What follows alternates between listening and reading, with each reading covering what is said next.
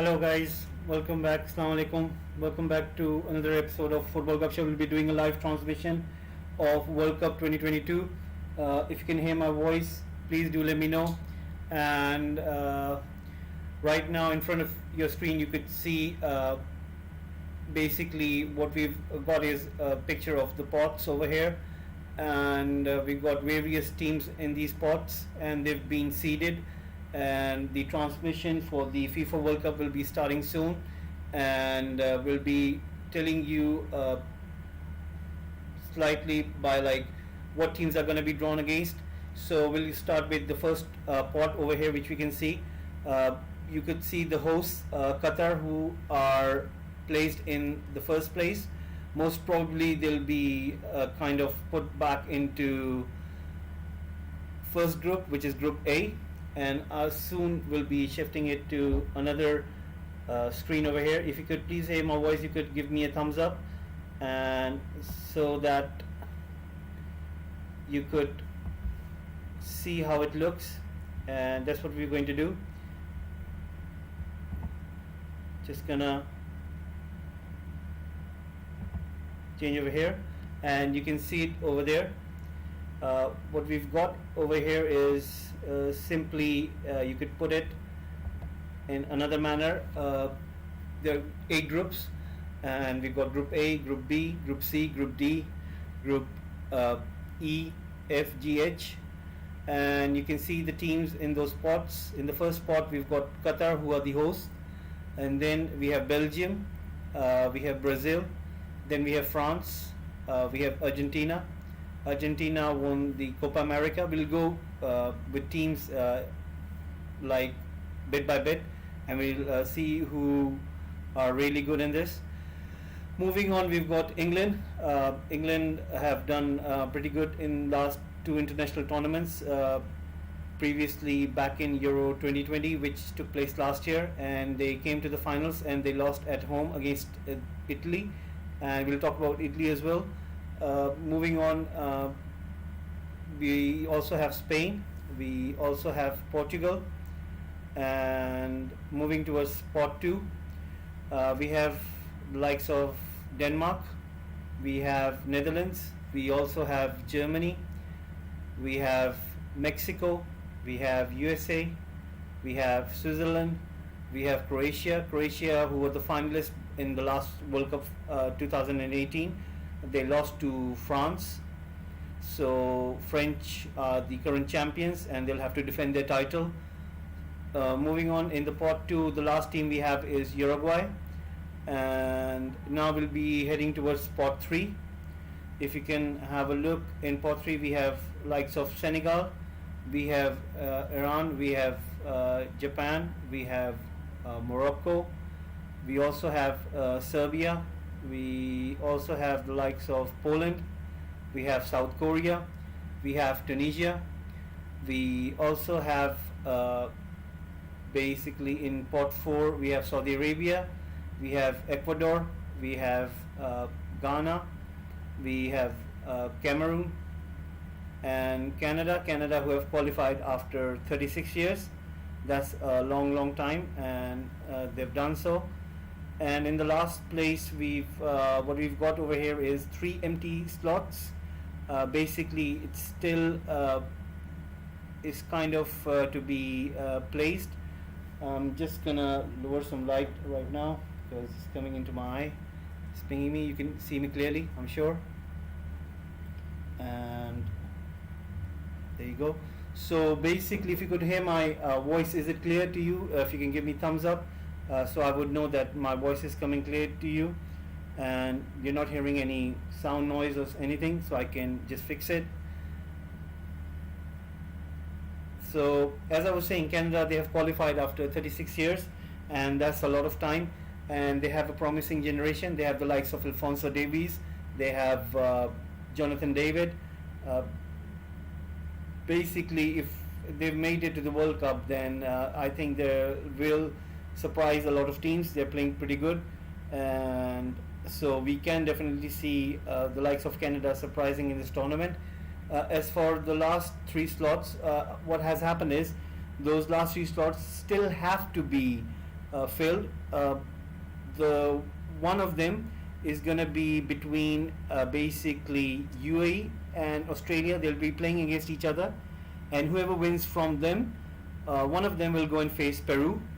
And secondly, what you can say is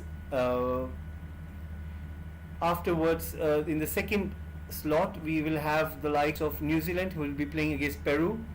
And I can try to fix it over here. What I can do is I can now, if you can hear my sound, is it okay? Just give me another check if you can hear my sound correctly. I've just done some changes, and do let me know. So anyway, going back, for the second slot is going to be between New Zealand and Peru, whereas in the last slot it will be a very confusing one, because apparently there's a war going on in Ukraine, and Ukraine, they have to play against Scotland, and whoever wins that match will face Wales. That's going to take place in June. So that's what's going to happen.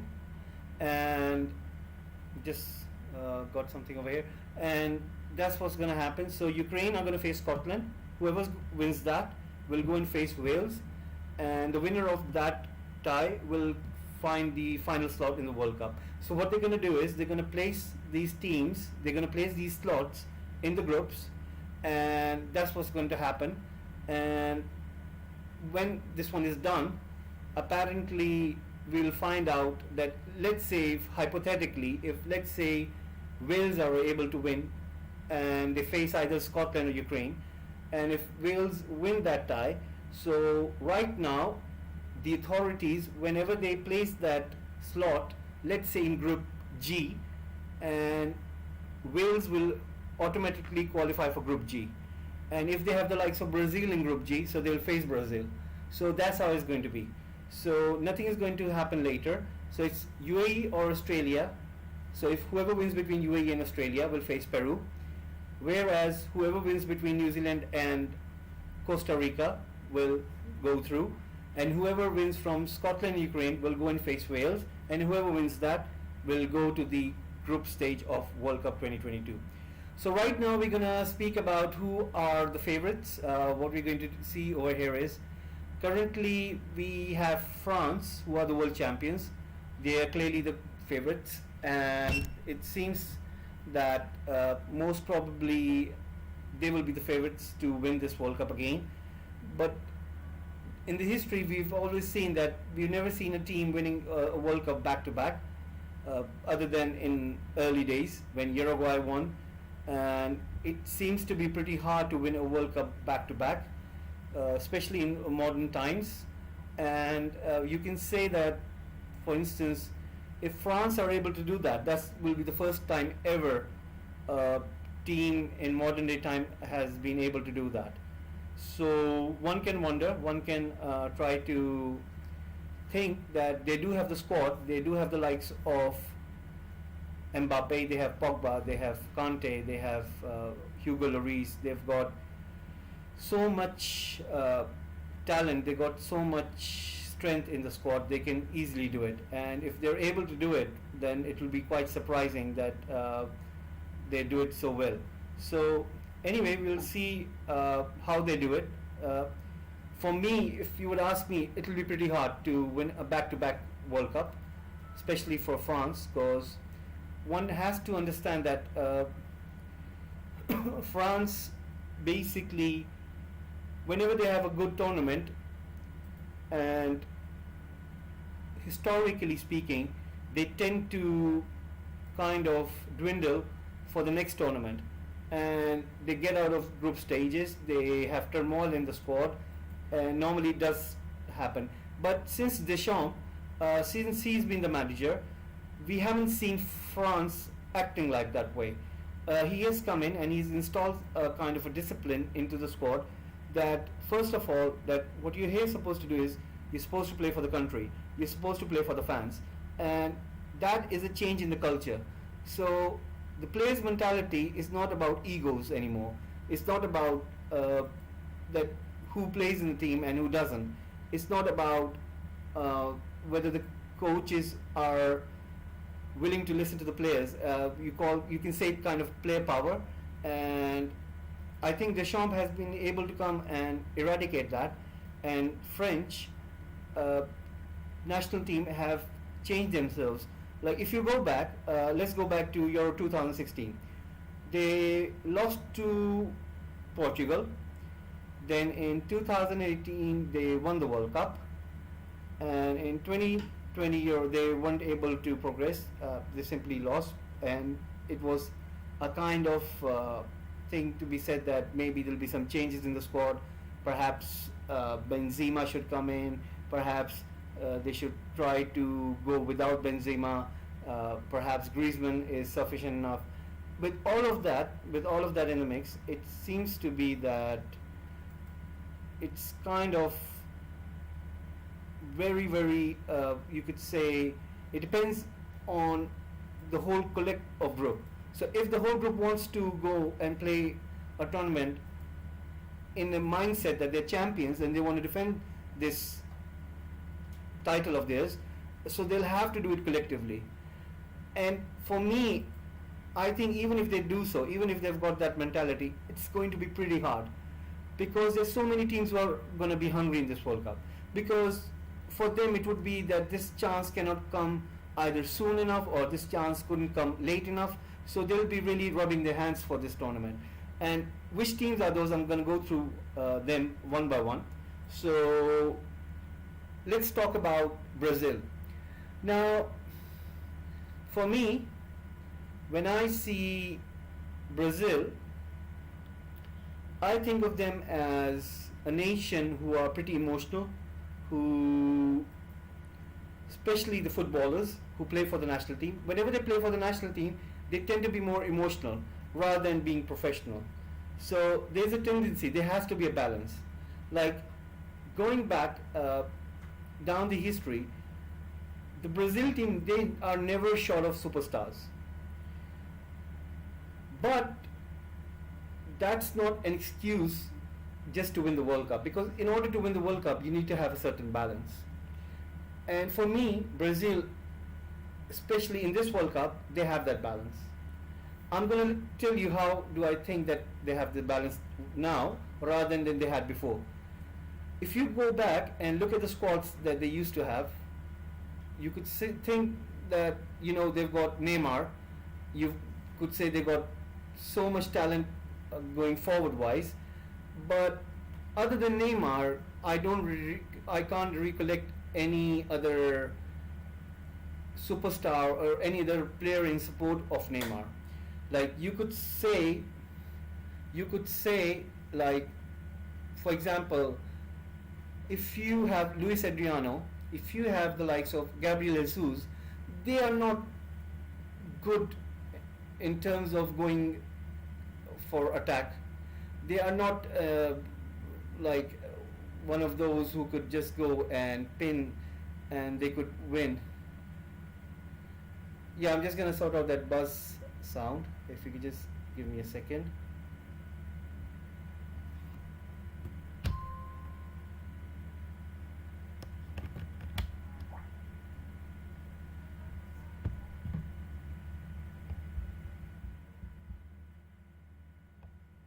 If you can hear my sound right now, could you hear any buzz sound?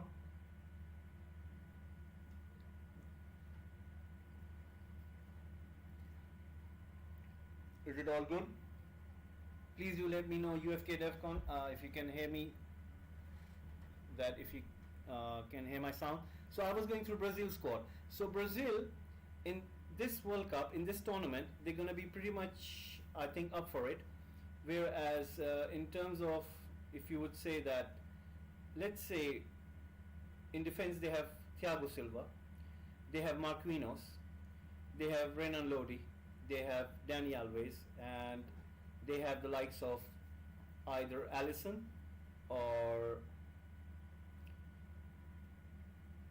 you could say, in defense they don't lack anything.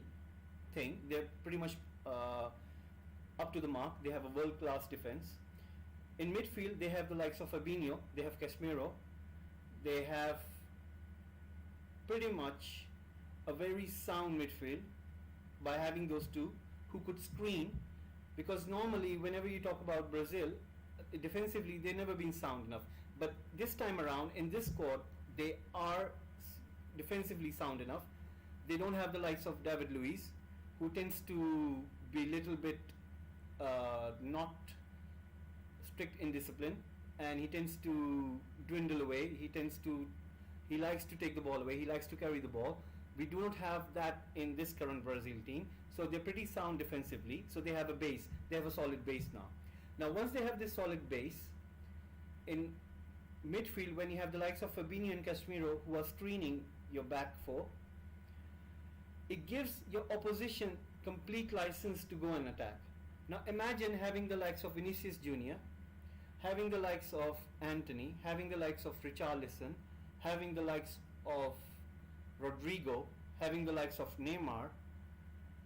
I think this time around, for me, Brazil are favorites. I think they will do much better in this tournament.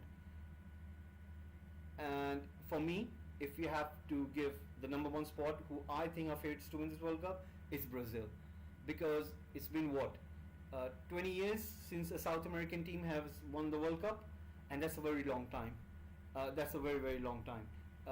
It's never happened in this way. Normally, we do see a South American team winning as well as a European team winning, and so far we haven't been able to see a South American team. So hopefully we'll definitely see the likes of South American team winning. And now I'll come to the second favorites who I think can win the World Cup. For me, it's Spain. I think Spain are pretty much all around. They have everything. They are very balanced in terms of squad. They have so many good players playing for them. I think their strength lies in the coach, Luis Enrique. The way Luis Enrique has come and changed around the Spanish national team is quite astonishing. And the likes of Gavi, Pedri, the young blood, Fati, all coming from Barcelona's academy, and like they're coming in the first 11 squad, and they truly are a team to watch. And if they play as a unit, and if they're able to do so, they can really surprise a lot of teams in this tournament. I would say I can find Spain at least going through the knockout stages up to semi-finals. So for me, if you would ask me who would your semi-finalists would be, for certain it would be Spain. Spain would be one of the semi-finalists, and that basically tells about them, that how much they're really into this. Anyway, we're gonna go to another team. This time we're going to be speaking about Belgium. Belgium, I think the golden generation of Belgium, their time has come and gone. The likes of Eden Hazard, Kevin De Bruyne, Lukaku, I think it's just like, I remember, if anybody would remember as well, Netherlands, when they had the likes of Arjen Robben, Wesley Sneijder and Robin van Persie. I remember their last tournament, they were basically, you could say they were almost finished, but they really played good and they came about to the semi-finals. Belgium, if you would see how the way they are set up and the way they play, Roberto Martinez, I don't think so he has that quality as a manager to produce goods with the likes of Belgium, because Belgium have so much talent going up front. They can really kill a team. They have a unit. They had so much strength, and the reason I think Belgium are not favorites is due to the fact that they've not got Vertonghen and they haven't got Alderweireld, because those two were solid players. And you remember, like, you cannot ask them at the age of 35 and 34 to produce goods as they used to be. And it seems to me that most probably, I don't think so they'll be able to go further. So anyway, we'll be moving to the next team. We'll be speaking about Argentina. We'll be talking about Lionel Messi. I'm sure everybody would be waiting for that. And let me tell you something, that Lionel Messi is a very, you could say, a surprising fella, because remember, in last international tournaments he lost so many finals with Argentina, and he somehow found a way to come back and win the Copa America, which happened last year. So for me, I think that Lionel Messi winning the World Cup thing is too much amongst the, I think it's too much of a, you could say, it's something that it makes you uncomfortable, because if Lionel Messi doesn't win the World Cup, it doesn't mean that he's not a good player, like he's not the, like one of the legends. He is one of the legends, but this thing to do that he has to win the World Cup. One thing that you have to understand is that a time where a single player could single-handedly win his team a World Cup, that time has gone now. That could have been possible in the days of Maradona, but in modern day times you cannot. You have to play as a team. You have to be, you have to have, in terms of your strength, you have to be like really kind of like you should play as a unit. So let's say that if Argentina have good defenders and they have good midfielders and they have good attackers, right? And you could say, now put Lionel Messi in that team and let's see if they can win the World Cup. Then you could say, yes, it's possible that Lionel Messi can win the World Cup. But so far, as much as we've seen the Argentinians, they've never been able to play as a unit. And for some reason, they always have, since Messi has joined the team, they've always been depending on him. And I think that's a lot. So for me, I think Messi will find it hard to win in this World Cup. Now, the next team which I'll be speaking about is England. The thing with England is, England got a manager, Gareth Southgate, who apparently is a good manager, but I don't think so he's one of those managers who could win a tournament for England, because he came so close in the last Euros, and for some reason his substitutions and his, like, they were quite, like, one could question him so many times that how come you could send in like Sancho or Saka's too late in the game. Like, he should have trusted them, and he should have tried to kill Italy while they were waiting, because Italians were tired, and if you have the likes of Sancho and Saka, come on, you should be taking on them. And that's where I think that Gareth Southgate is the one who isn't a good manager who could win England the World Cup. Being pragmatic is not bad, but being not taking a risk is also not that good. You know, you should be able to take risk, and you know, your character comes out on big events in times such as those. So for me, I think that he should have been able to win Euros, and they should have been able to beat Croatia in the last World Cup semi-final. I mean, come on, like, you know, they should have been able to, and they weren't. I'm not saying that if they would have gone to the final and they would have defeated French and they would have been the world champions. What I'm saying is they should have tried to get into the final, but even so, they got out at the semi-final. But for me, they should have won those Euros, and it's a shame, because England will never get those ties, because they will never get such a friendly knockout, you could say, teams, and I don't think so they will be able to get so much easier fixtures this time around. So we'll move on to Portugal. Everybody knows Cristiano Ronaldo.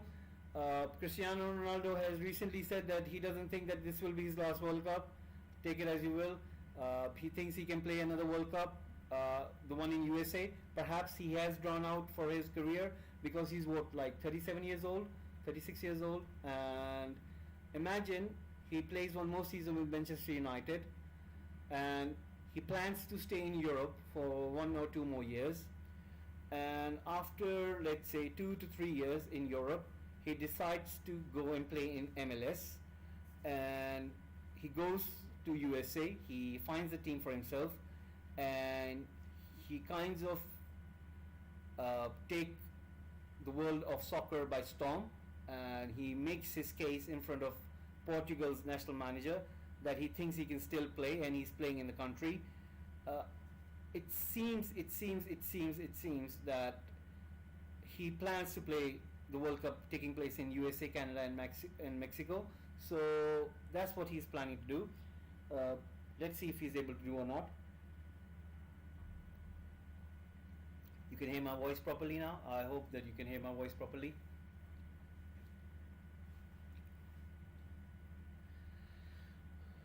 It's like 28 more minutes in a countdown for the draws to start.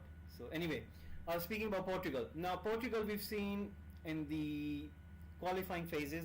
I've seen them playing against North Macedonia, and it seems to me Portugal, the amount of talent they have, I don't think so they'll be able to do that good.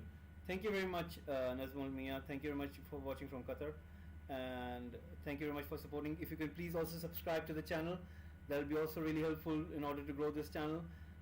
Please subscribe to this channel. Please share this with your family and friends. It would be really helpful. Thank you, Nazmul Mia, from watching from Qatar. Thank you very much, and I'm sure you'll be going to the World Cup matches as well. I was looking the other day at the match tickets.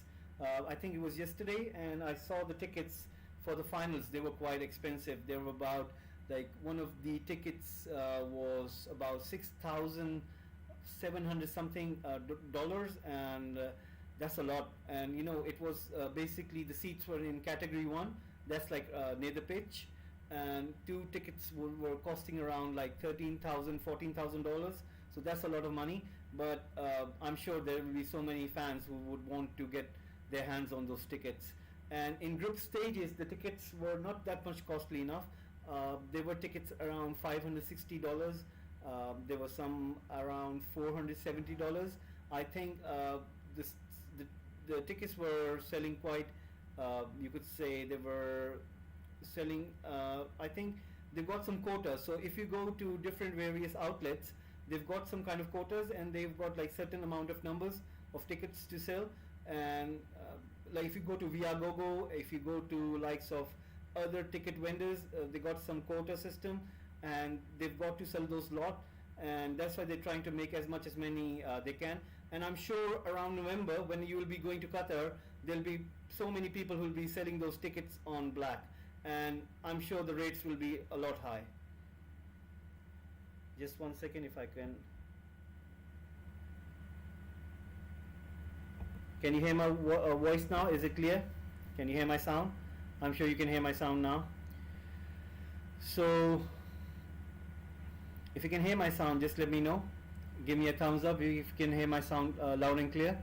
Please subscribe to the channel. Press the like button as well. Do give in your comments. And I was speaking about Portugal. Portugal, I don't think so they'll be able to do so, because it's not that they've got no talent. They've got the talent, they've got the team, but somehow they always play defensively, and that doesn't work with so many teams. It is clear, but yes.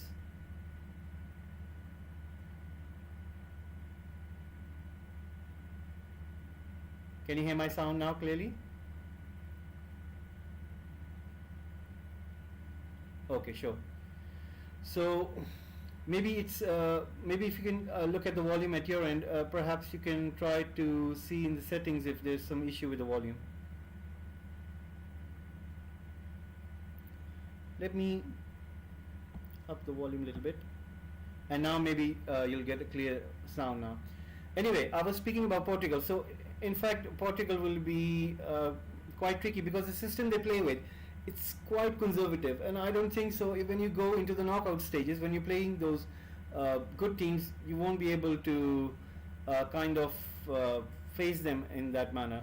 Because let's say if you come up the likes of, let's say, Spain, who are going to keep the control of the ball more, you can't depend on counter attack, because Ronaldo now, he hasn't got the legs. Although they've got Diego Jota, they've got Bruno Fernandes, they've got the likes of like so many talented players in the midfield. Even so, you cannot depend on counter attack. If you're playing against Spain, they're not going to get you any control of the ball, and they're going to keep the ball with them, and it's going to be pretty much troubling for you if you think that you'll be able to get a result or something. They're just depending on your luck. Like, you shouldn't be depending upon your luck. You have to depend on the strengths you have. For example, if you're able to have the likes of so much talent in your squad, you should be able to do much better. But I don't think so Portugal will be able to do so. Now we'll be coming to the second tier, where we have the likes of Denmark, Netherlands, Germany, Mexico, USA, Switzerland, Croatia, Uruguay. Now here's the thing. Germany, I think they're rebuilding the squad. I've seen the way Germany are playing, and I love their manager. For me, I think it's too soon enough for them.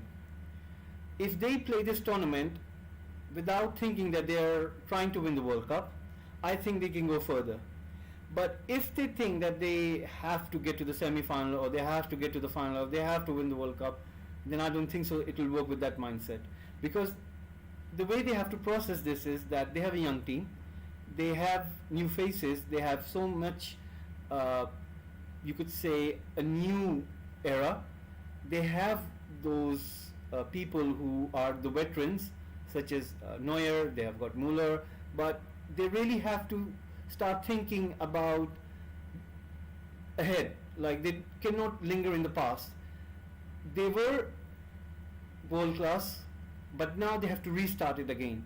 And if they think in that perspective that they have to play not with fear, I think they will go much more further in this tournament, because they can surprise a lot, because they got so much talent in the team. Although it will be quite damning to see Wirtz, who plays for Bayer Leverkusen. He's a promising talent, and I was wondering if he was really, if he wasn't injured, then he would really be one player to watch. And let's see if he makes it back to the World Cup squad. But if he is able to, then I think that's one talent to watch out for. Moving out to Denmark. Normally they're a very good side. They normally make sure that they go to the later stages of knockout, at least to the quarterfinals. I think this time around it'll be a little bit difficult for them, but they're playing very good. They have the likes of Eriksen, Delaney. They still have Schmeichel in the goal. The one player which is really promising, which I've seen, is Olsen, who plays on the right wing. He has a very strong left foot. He can really play good football. I think he'll be one player to watch out. He'll be one talent to watch out, and I think he could really make the difference for Denmark in this tournament. Moving on to Netherlands. Netherlands is like speaking about a team which you don't know what you're going to get. Will they surprise you? Will they really disappoint you? Will they be up for the tournament? Will they really outperform everyone? You never know what you're going to get with Netherlands. But now what the FA has done with the team, they've appointed Louis van Gaal. The reason they appointed Louis van Gaal is because they understand that in the tournament you need various ideas, and Louis van Gaal, he has that. He has like so many ideas that what he can do is, if he has a group of players, he can have at least 3 or 4 systems to manage them in, and that's what the Netherlands FA were thinking as well when they appointed him. So I wouldn't be surprised to see Netherlands like at least getting to the quarterfinal, and perhaps maybe they could, if they really punch over their weight, I think they might slightly get into the semi-finals. But I don't think so they'll be able to. But because for me, I think in order to have a World Cup winning team, you need a world class striker who could score those goals. And Depay, as much as talented as he is, he's not a world class striker. Like, he cannot, I don't think so he can score like 9 to 10 goals in the tournament, and it will be pretty hard for him to do that. So for me, I think if Depay had somebody with the likes of Robin van Persie, or even any other world-class striker, I think then you could have said that Netherlands, they are one of the favorites, because they've got the likes of Van Dijk, they've got the likes of De Ligt, they got Frankie De Jong, they got Blind, they got you could say Bergwijn on the wing, and they've got so much talent. But for me, I think if they had a world-class striker, then you could have said that yes, Netherlands, they could go and really do good in this World Cup. Moving on, we'll be speaking about USA and Mexico. I think these two teams are one to watch out, because these two teams, they've got promising generation, they've got promising players, and for some reason I think these two teams can make a shock, like they can really really shock someone in the knockout stage. I think these two are going to go into the knockout stage. For me, I'm sure that these two teams will definitely go to the knockout stage, and they can really cause a shocking result against one of the big sides. And I wouldn't be surprised if they do so, because they got a promising generation, and you never know when you're playing in the World Cup, players' mindset go like, oh, you know what, maybe we can take them, and you know what, we should, and we are not afraid of that, and we are able to do so. So I think USA and Mexico, for me, like if I have to put my money, I think USA and Mexico can surprise a lot in this tournament, like a lot. So for me, USA and Mexico, they're going to be one to watch out. Moving on to Switzerland. I think Switzerland time has come and gone. They're also into one of those areas where they're going to change their squad. They're going to change the way they play, because Xhaka, Shaqiri, Rodriguez, they're at the end of the cycle. I think their time has come and gone. They've done what they were able to do, so I think it'll be hard for them in this tournament. They can go for a last push, but I don't think so they'll be able to do so. Moving on to the next team, Croatia. I think Croatia are a unit who play with a system in which they tend to keep hold of the ball, and they play little bit, you could say they play 25% pragmatically and 75% possession wise.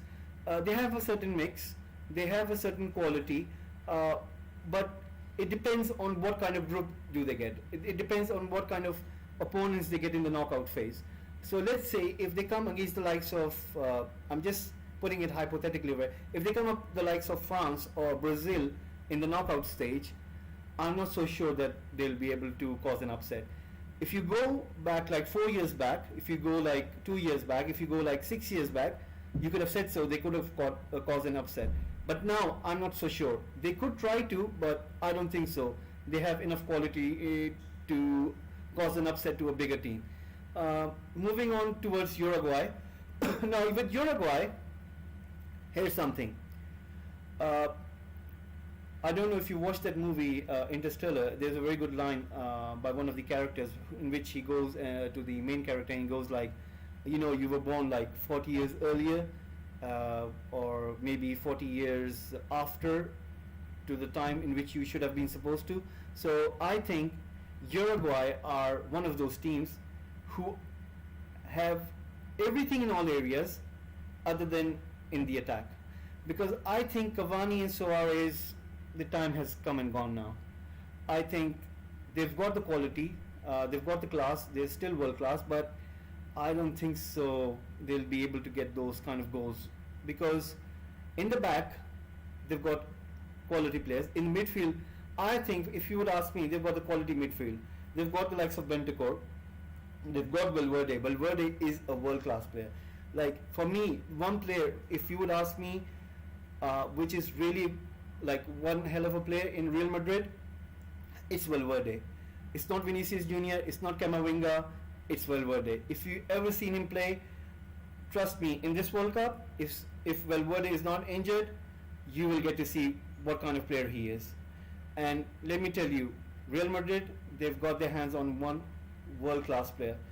I don't think so they'll be worried when Toni Kroos or Luka Modric, they retire. They've got the perfect like-to-like replacement in Valverde. And I think he's a world-class midfielder.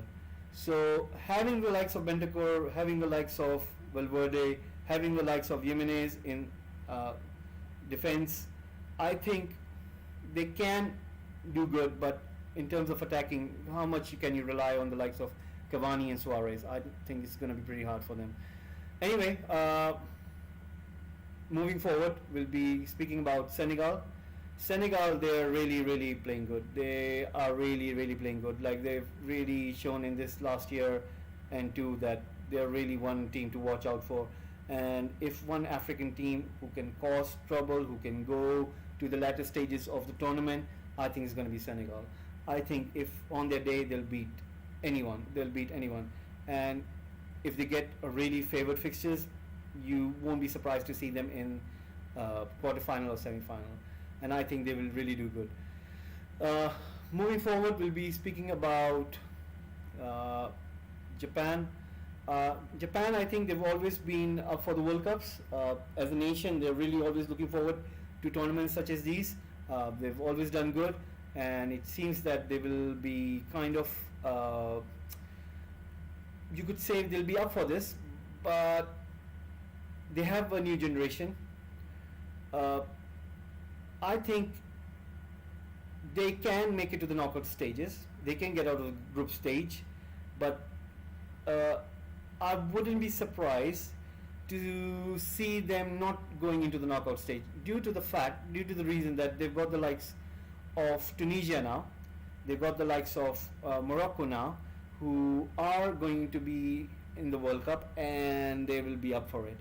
And I think if you have the likes of those kind of teams, then I wouldn't be surprised to see that they're not making out into the knockout stages, especially in quarterfinals or even the second round. So Japan, they will really have to play very good in this tournament this time around. Moving on, we'll be speaking about Serbia. The thing with Serbia is, they've got so many good players. But I've seen them in qualifiers and they really disappointed me. Especially the game against Denmark. Like, if you would have seen that game, it was so sad to see them play in this manner that one cannot beg to fathom that how can, like, you have so much quality players. You've got Milenkovic-Savic, you've got Mitrovic, you've got Tadic, you've got so much talent in your team, and you've got Vlahovic as well. Like, if you've got the likes of those kind of players, you should be able to do good. You should be able to, like, really do good. And for some reason, I don't understand that how come Serbia, if you would have seen that game, please do see that game. If you can see the highlights of that game, you will be shocked to see the way they played in this match. Like, I won't be really surprised if they are knocked out of the group stage because they don't play as a unit. I don't know what the head coach is doing, or I don't know what kind of instructions those players are taking, but they're not right in their head. And the way they played against Denmark, it was really sickening to watch because they were nowhere around. Like, they could really pass around the ball, but what they were doing is they were just lumping it forward and they were just looking for a counter attack or something, and they used to lose it. So for me, I don't think so that Serbia will be doing good. Whereas Poland, everybody knows that Poland are a good side, but I don't see them going further into perhaps maybe maximum quarterfinal, but not more than that. Even though they have got quality world-class player in Lewandowski, but I don't think so Poland will be able to do so. The time is running right now. It's almost 11 minutes remaining, and we've got some teams to run, and we've got South Korea, and so we'll be talking about South Korea now. South Korea, they are a very good player. They've got Son playing in the team. I think the way the system is, they tend to play with false nine kind of formation. I think they can surprise. I wouldn't be shocked to see them going up to quarterfinals. They can go towards the quarterfinal, but in my you could say, like, analysis, I think South Korea, if they get a good luck of fixtures, if they get a good luck of second round fixtures, they can progress to quarterfinal. And perhaps if they're battling out for the likes of Senegal, then it will be an even contest, because if you're playing somebody who's on your equal par, then it becomes more of like what you got on the day. And on the day, if you can produce it, then you can shock anyone. You can even shock the likes of big teams. So for me, South Korea, they can make it, but they would certainly need a luck. And if they got the luck, then who knows, they might be able to do so. Now I'll be coming towards Saudi Arabia, Ecuador, Ghana, Cameroon, Canada. Now here's the thing. The teams in these spots, they're always historically, like these teams, they think it's a wild card. And for some reason, that one thing which we understand is that whenever these teams in pot 4, in the group stage, on the day they're up for it. Like imagine Canada, who was qualified after 36 years. 36 years they waited to again appear in the World Cup. Like the players will be really up for it. And if they don't make any mistakes, and if they are really up for it, what I think is they can really surprise a lot of teams in this tournament. And for me, I think likes of Cameroon, likes of Ecuador, likes of Ghana, you never know. They can really beat, and you would never know what they've got like in their arsenal on the day. They can beat, they can score goals, they can defend. Who knows if they can just score a goal and just sit back and they can get a result out of it. That'll be really one thing to see. So let's see what happens. And we still have the likes of those 3 slots. We've got New Zealand who will be playing against Costa Rica. One of them will be taking the place as well. We also have the likes of where UAE will be playing against Australia, and one of them will be playing against I think Peru, and whoever wins that will qualify for the last slot. And in the last one, the European slot, where we have Scotland playing against Ukraine. Whoever wins that tie will go and face Wales, and whoever wins that will get the last slot. So anyway, this is what we have right now, and I think the guests have started to arrive. I think that's Christian Weary, and they're taking center stage, they're taking photographs. Almost 7.5 minutes remaining. So guys, please do put in the chat that who do you think. Guys, please do subscribe to the channel. We really do need your support.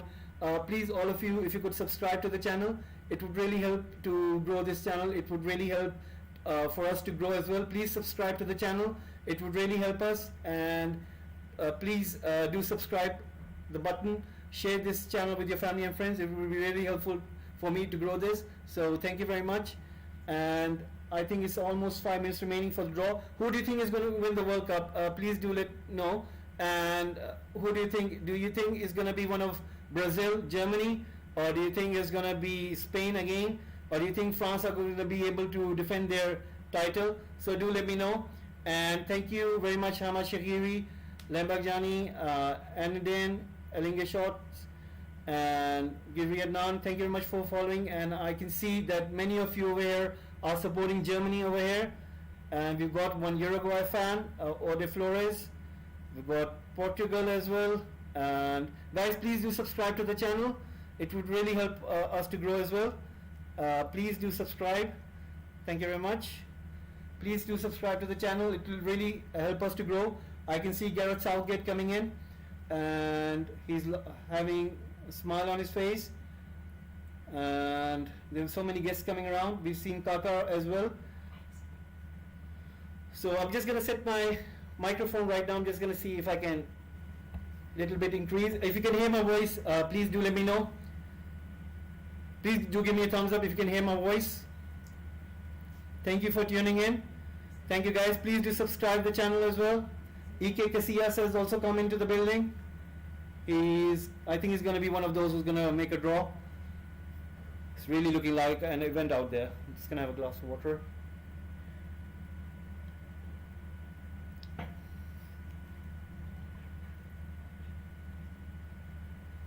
Just going to have a look. Guys, please do subscribe to the channel. Press the subscribe button. It will really help us to grow. Do watch out other series which we've done in our channel. It's called What If Transfers. Please do not miss out that one. We do other football content as well. So please do subscribe to this channel. It would really help us to grow. So please do that so that we can grow. There's so many guests arriving right now. I think it's about to start. They're hurrying them in. It's almost 4 minutes and 40 seconds remaining. We've got an England fan over here, Farshad Rahmani, who's going to be supporting England. So let's see what happens. Guys, do please subscribe to the channel. It would really help us to grow. We do really need your support. Hello Rohit KR. Thank you for tuning in. Thank you for watching this. So guys, who do you think is going to win the World Cup? Do you think French are going to win this tournament again? Do you think they're going to be the first team in modern history to win it back to back? We've got the FIFA chairman coming in, and FIFA president who's just walked in with the, I think, president. Yes, I think so. So guys, who do you think is going to win the World Cup, and who do you think will be able to do so? So they're taking their seats now, they're taking pictures, and the countdown is on the main screen, 3 minutes 40 seconds, and people are taking the seats, the guests are taking the seats. The ceremony is about to start, so let's see what's gonna happen. Guys, do please subscribe to the channel, press the like button, do tell us who are you supporting in the chat box.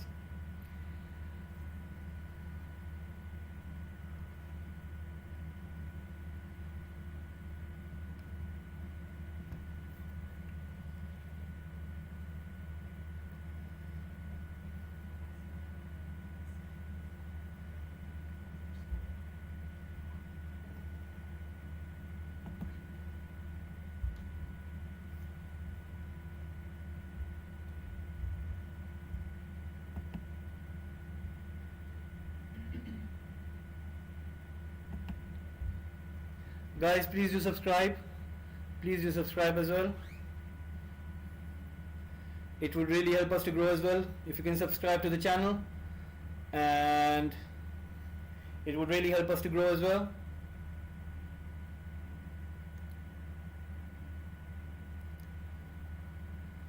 So we've got 2 minutes remaining, and I think the draw will start. Perhaps there'll be some guests appearing as well. They're waiting for people to take their seats in the hall, and seems good lighting, like purplish kind of color with some orange beams, and the guests are still taking their seats. They're coming into the hall. Almost 1 minute 50 seconds remaining. Thank you, Free Fire Gaming. Thank you for tuning in. Guys, please do subscribe to the channel. Please, it will be really helpful in order to grow this channel. We'll be really thankful for your support. We also do live watch along for the Champions League matches. We do the Premier League watch alongs. We'll be doing one tomorrow as well. I'll be doing at least 3 matches watch along tomorrow. So do please tune in if you want to miss out any Premier League action. And please keep supporting Football Gupshup. Please keep subscribing. We'll be also doing what if transfers, in which we'll be doing some transfer stories as well. And we have almost 1 minute remaining. So folks, if you're really up for it, please do write in the chat box that who are you supporting. The draw will be starting in 1 minute now.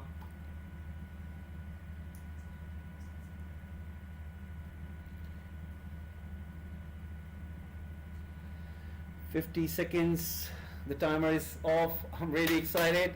I want to see what groups take place. Guys, one thing we forgot to talk about is group of death. Do you think is there going to be any group of death? If there will be any group of death, please do type in the chat box below. Who do you think is going to be in the group of death? Like, what do you think can be a group of death? Can it be something like along Argentina, Netherlands, Poland, and Ghana? Can you imagine a group like that, a group of death? That'll be something. That'll be really something. So far, Portugal have got so many like shout outs in this session right now. Like, so many people are supporting Portugal. Is it due to Cristiano Ronaldo? Do you think Cristiano Ronaldo will win the World Cup? And yes, this started and the timer has stopped. And I think the event has started. Deschamps also in the building. Deschamps is in. We've got the Croatian manager as well. We've got Luis Enrique. We've got Pirlo, Kaká, and they're showing a reel where they're starting and they're doing an introduction in which they're going to tell the story of how Qatar got the World Cup and how they'll be hosting. And they're speaking about how did it started, how did they got to this, how the road ended up here, and they've got the symbol with them. So guys, please do let us know that if there's going to be any group of death. Give your group of death scenarios. Who do you think, which teams will be in group of death? Do make out one and we'll see. For me, if there will be a group of death, is going to be, for me, I think it might be one of Belgium, Uruguay, Japan, Ghana, or maybe even Cameroon. That could be a group of death as well. And they got an animation of Casper kind of ghost, and they're doing this reel of introduction. We can't wait.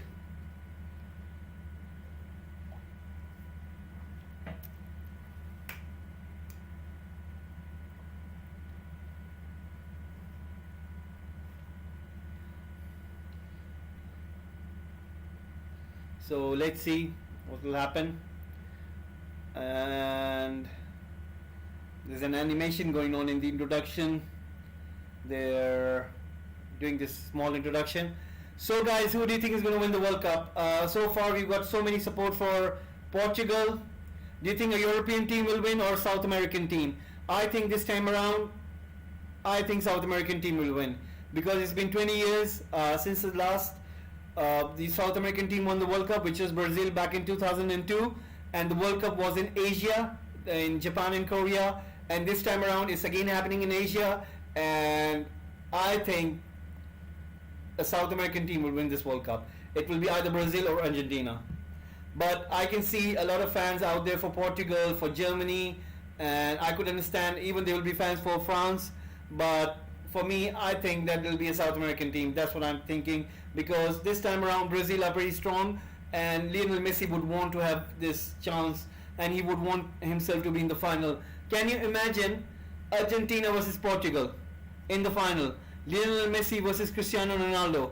Can you imagine the numbers on this? Can you imagine the number of people will be tuning in to watch this final? It will be one show not to be missed for the ages. Cristiano Ronaldo for Portugal against Lionel Messi for Argentina. That'll be really, really, really one fixture to see, and I'm sure that you guys will be eager to watch this one as well. They're showing some highlight reel from previous World Cups. They've just shown Maradona hand of God. They've shown Robin van Persie goal in Brazil World Cup where he leaped for a header. And thank you Mubashir K, thank you Hari, thank you Control Player, thank you Ashish Thapa, thank you Free Fire Gaming, thank you Rohit for tuning in. Please subscribe to the channel as well. And the draw is about to take place, is about to start right now, and they're just showing this reel of introduction of the World Cup reel, and soon we'll be getting this, that who basically gets into what group. It's really exciting. I think I can't wait to watch. I think Qatar are going to be placing Group A. It seems so, because they're the host. I'm just going to wait for the official, and as soon as that one is done, I'm going to place Qatar right over there. Guys, do please let in the comment section know that who do you think is going to win. So somebody has wrote down Nepal. Nepal is not playing in this World Cup, but one day maybe, perhaps. Thank you one day for tuning in. Thank you for your kind comments. Yes, it has started. They're just showing this reel, and they're doing this kind of introduction thing. They've shown this animation, that how they got the World Cup and how much does it mean to Qatar as a nation that they're hosting this World Cup, such a huge event. And they're showing this huge reel they've made.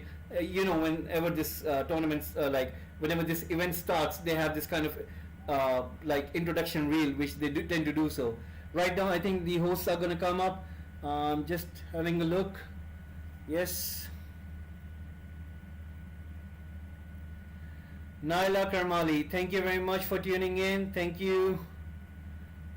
Thank you, Naila Karmali. Thank you for tuning in. Please do subscribe to the channel as well. It will really help us to grow this channel as well. Thank you very much for tuning in. Guys, we've just reached 200 subscribers. Thanks to a lot of you who have made this possible. Please subscribe. It will really help us to grow. And thank you very much for tuning in. And there is some introductory music, Qatar traditional music going on. It's gonna be full of this. I know that you people, you guys are eager to see the names drawn out and what groups takes place, but we still have to wait. And they're doing this some song, some sort of Qatar, some cultural kind of thing on the stage. They've brought this boat, and yes, some kind of like they got this thing, and so you'll have to be patient around, and soon it happens. So guys, who you will be supporting in this World Cup, do let me know. Whoever is tuning in, whoever has joined us, please let us know who do you think is going to win the World Cup, who you will be supporting. Yes, there's some wheels going around, and they've got some performers who are doing some kind of thing on stage, and let's see. Some 3D effects, some buildings coming out on screen, and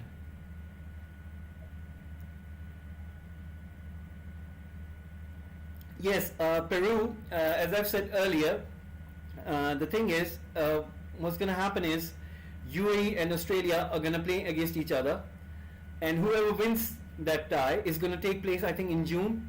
Yes, it's going to take place in June, and whoever wins between UAE and Australia, one of them is going to go and play against Peru. So Peru will have to wait until one of them wins the match and play against them. So it will be either UAE or Australia. So one of them will come and play Peru. Thank you, Yusuf Mobile. Thank you for tuning in. Thank you, Ernest Agenegmeng. Are you from Ghana? It seems that you're from Ghana as well, it seems to me. And thank you for tuning in. Please do subscribe to the channel. And thank you for tuning in. So Benjamin, that's what I've said to you about Peru. Australia and UAE will be playing against each other. The winner of that will go and place Peru. Whereas in other tie, it will be between New Zealand and Costa Rica. Whoever wins that, and they will basically get one of the last slots. And from the European slot, it will be between Scotland and Ukraine, because there's a war going on in Ukraine, and Ukraine team cannot play, so they will be playing later in some other date. So Scotland against Ukraine, and whoever wins that will play against Wales, and whoever wins that will get the last slot in the World Cup. Peru, I think it depends on what kind of group do they get. If they get an easier group, if they get some group which they have equal part team, you never know. But if they get a group like kind of, let's say, Brazil, or if they got Germany, or if they got Mexico, you never know. But on the day, it depends on the day. But let's see, you have to first basically play either Australia or UAE. Once you do that, you should be happy that you're like coming to the World Cup. There's so many nations who do not even make it to the World Cup. So you should be really happy that your country is coming to the World Cup. Yes, basically what we're doing is we're doing a watch along over here, and the telecast has started. They're doing some introduction song, they're doing some performances out there, and now there's a lady, I think she's just come out. She'll be doing an announcement, and is she doing in Arabic or something, and she's just taking center stage, and it's really beautiful. You should really see, they've really done themselves with the creative team, with the stage. Supun Senvi, that's a very good one. Basically, I think Chilean, they are, the way they play, the way they are designed to play is high pressing game. I think the licks and the tactics for high pressing game are evolving right now. I think Chile will have to come up with new certain set of ideas in order to basically turn their strategy around. And if Chile would think beyond Vidal and Sanchez, then they will have to look at the strengths of the players they've got, because Vidal and the likes of Sanchez are really high press players, but they're what now, 34, 33, 35, come on, you shouldn't be asking a 34, 35 year old player to do high pressing game. So I think Chile will have to come new idea. It has started. The ceremony has started. Basically, there's a host right now who is kind of introducing what's going to happen, and I think the guests will start to come out and the draws will start taking place. Thank you, Alan Johnson, for tuning in. Thank you, Ashish Thapa. Thank you, Adash. Please do subscribe to the channel. Please press the subscribe button. It would really help us to grow. Thank you very much for tuning in.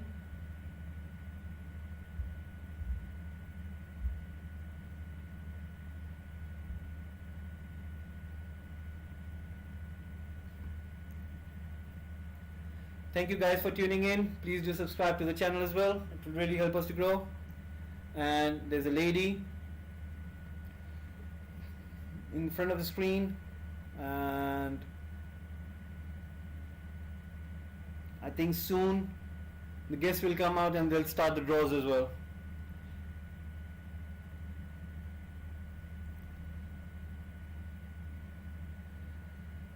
Guys, thank you very much for subscribing to the channel. It will really help us to grow as well. Thank you, Muhammad Shanaz. Thank you, Daniel Hopper. The thing is, ceremony has started, but they're doing some kind of songs and dances. You know, all these ceremonies, they tend to do this. So I'm just waiting when the guests come out and they play with the ball and they call out the names and they put in the groups. I'm just waiting for that.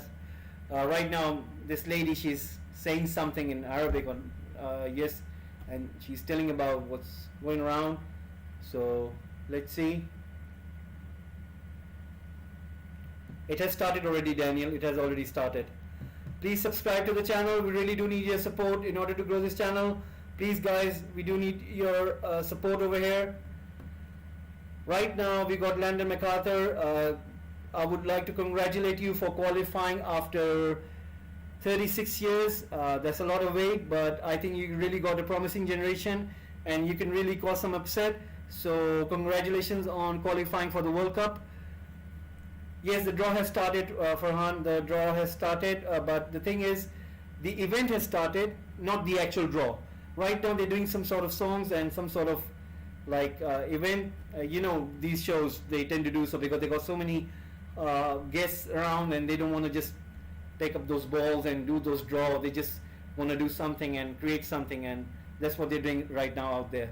So let's see what happens, and it's almost now. Right now, England, they're in pot 1. They're basically highly seeded, so they will get one of the teams from pot 2, pot 3 and pot 4. It's in front of your screen. You could have a look, and let's see who do they get. Thank you, Daniel, for tuning in. Thank you, Shanaz. Guys, do let me know who are you supporting. Who do you think is going to win? I think the lady has left now, so I think the guests will start to come. I think the hosts are about to come outside now. Yes, I can see 2 people standing and they're coming out. And yes, Idris Alba and one of the hosts has come out now. So Idris Alba is one of the hosts. So Idris Alba is wearing one of the cultural dresses, and this is going to be really good. And let's see what happens.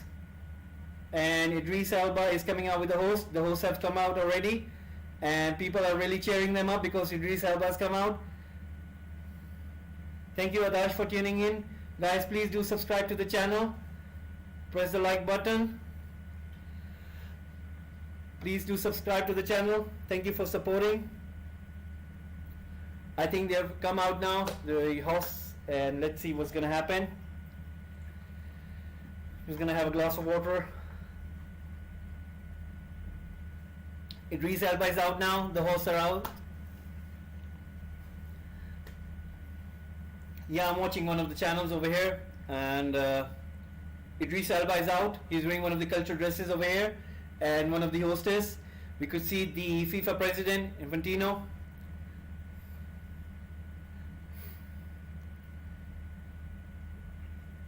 So guys, who are you supporting in this World Cup? Who do you think is going to come up? Please do let me know. Thank you guys for subscribing to the channel. Thank you for your support. And we have a fan from Senegal, MDN. I hope you'll do good because your team has really got good players now. You've really got a promising generation with you. So hopefully we'll see. I think Senegal, for me, I think they can make towards quarterfinal. And if they're in quarterfinal, you never know on the day they can upset someone. They can upset anyone. And they can go to the semi-final. So let's see. Thank you, Unbreakable Crew. Thank you, Adash MT.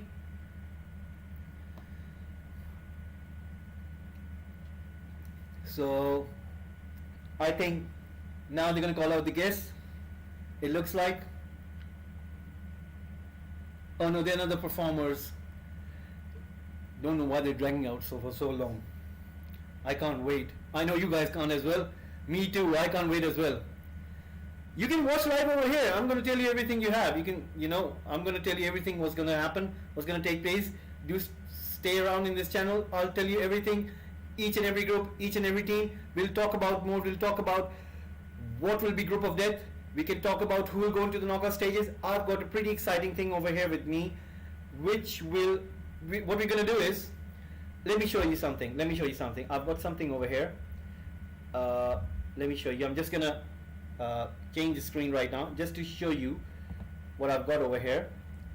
And look, we've got this, and later we're going to put teams over here and see the route which can go out towards the fixture, and that's what we'll try to do, and that's what we will see how it goes out in the knockout phase, and hopefully I'll see you then as well. So anyway, we're back, and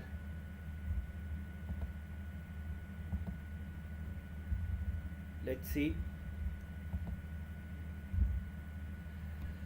So they got some performers, they're dancing around, they're just bringing some songs, they've asked some stars to come in, and they're introducing teams now. The teams are coming on screen.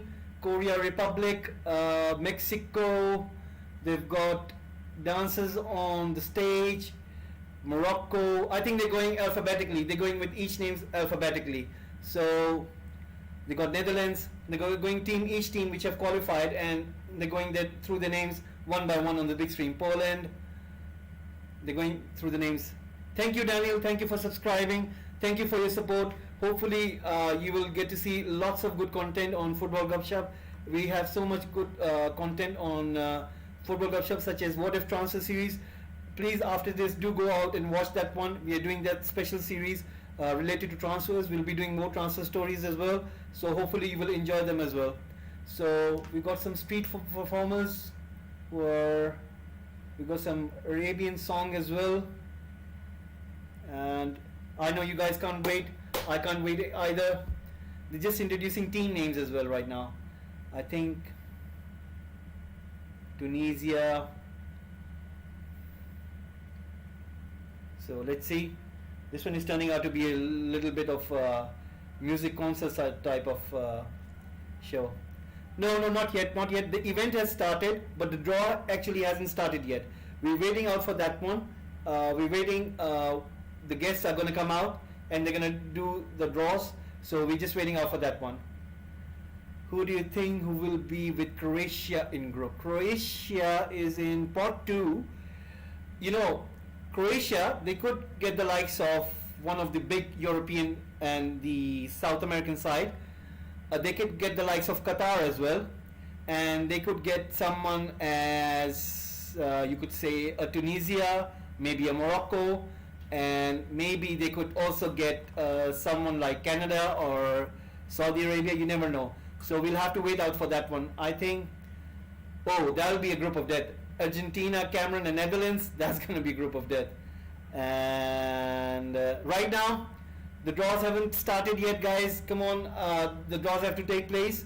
It hasn't started yet. I'll tell you everything one by one. Even though I'll be giving out in the graphics, I'll let you know in the graphics as well. So you'll have to wait out for that one, and hopefully I'll let you know who's gonna get it. The FIFA president is coming on stage. I think he's gonna announce the starting of the draw taking place. Guys, this takes time. You know what? You'll have to be a little bit patient enough. I'm really telling you as it is happening in front of me. They brought out some musicians. They brought out some performers. And right now, the FIFA president Infantino, he's right now giving a speech. He's telling about how the World Cup is going to take place. No, I can't do that, David. I can't do that. Sorry, I can't do that. I'll be in trouble if I do that. What I can do is you can do a watch along, and you can please be with me, and I'll let you know every single thing which is going to happen.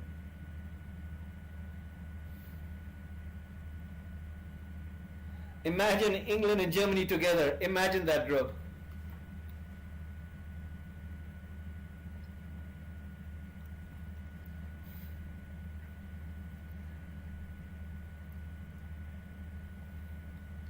So exciting right now. Now that's a good shout out. Who did that? J28982. That's a good shout out. Imagine England and Germany together in a group. That'll be so big. That'll be so big. Now I'm not watching on side. I've got satellite over here with me, like I'm watching live on telly, and I'm giving a watch along with that. Thank you, Aladdin King. Guys, please do subscribe to the channel. Whoever you're tuning in, please do subscribe. We really do need your support. It would really help us to grow as well. Guys, the event has started. We're just waiting out for the guests to come out and they will draw. Right now, Infantino, the FIFA president, is on the stage and he's giving a speech, and we'll really have to wait out for this one. I know you guys really want to find out who's coming. As soon as the draw starts, it will start kicking in and we'll see who is drawn against each other. You'll have to be a little bit patient with this one, so let's see how it happens.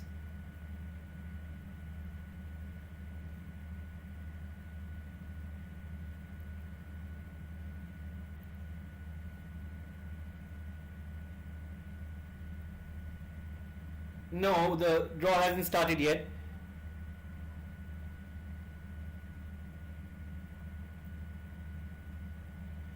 Guys, please do subscribe to the channel. We really need your support. We really need your support. It will really help us to grow. Yes, Brazil can take that, you could say, revenge of 7-1 back when Germany scored those 7 goals against them in the semi-final. And let's see what happens. Guys, we really do need your support. Please subscribe to the channel. Please Ganguly, please do subscribe. Please Aladdin King, subscribe as well. And thank you J28982. Please do subscribe to the channel. Guys, please do that. It will really help us to grow as well.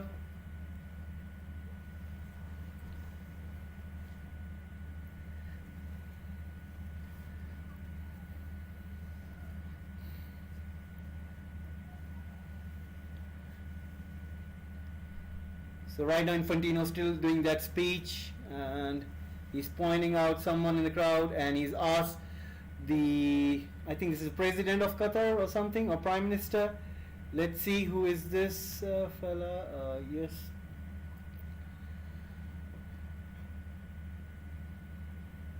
He's just gonna tell.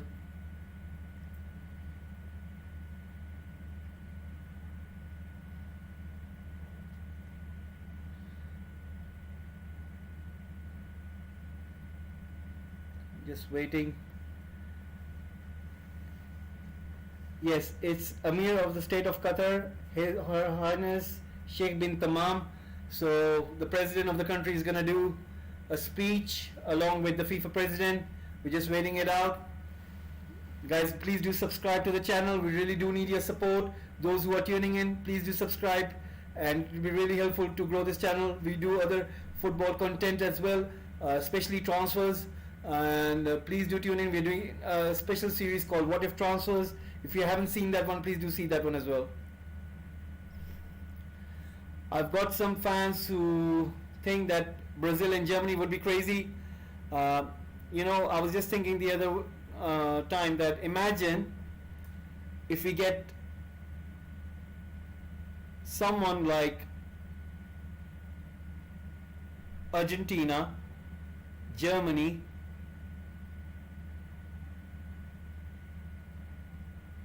Senegal, and Canada. Can you imagine? That'll be some group. That'll be really some group. So guys, please do subscribe. I know you guys are waiting. I'm as well. Thank you for your support. Thank you for tuning in. It's really helpful for you guys to tune in today, and I hope that you'll be really up for this one. And thank you for your support. Please do subscribe to the channel.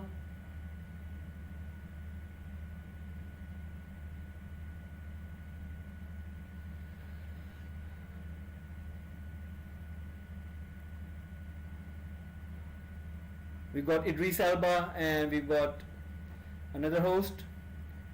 So yes, it's starting. Ashish Thapa. It'll be starting now. Thank you guys for tuning in. Mexico, Japan, Uruguay, Denmark. No, I don't think so. Mexico and Uruguay are going to be in one pot. They're not going to be playing against each other. Yes, most probably they will, because the schedule has already been done already. I've got one key thing over here. I'm just gonna make you see over here, so it'll make you understand.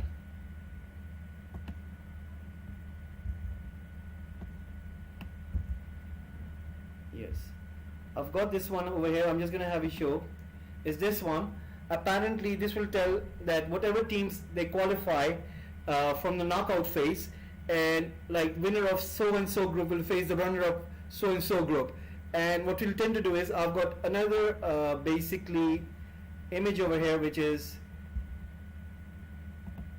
this one, and we will do that, and this will tend to help us to place the teams who we think are going to win the group, and then we're going to place them in this picture over here, and then we'll see who has a good shot in order to get to the final of the World Cup. So we'll do this one as well, and hopefully you will guys stick through and we'll see how it goes.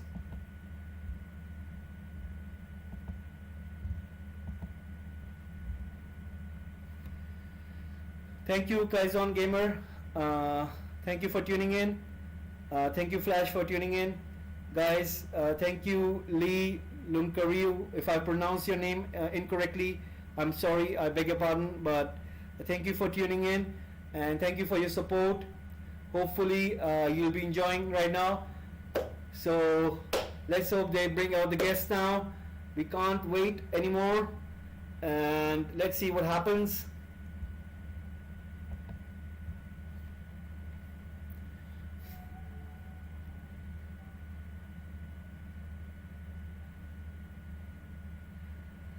Right now with pot 4, we've got Saudi Arabia, we've got Ecuador, we've got Ghana, we've got Cameroon, Canada. In the last 3 slots, I've explained earlier, I'll explain it again. There are 3 slots remaining. In those 3 slots, one of them, it's going to be UAE playing against Australia, and the winner of that match goes and play against Peru, and whoever wins that gets that slot. So that's one. The second slot is going to be between New Zealand. They'll be playing against Costa Rica. So whoever wins that gets the second slot. And in the last slot, because there is a war going on in Ukraine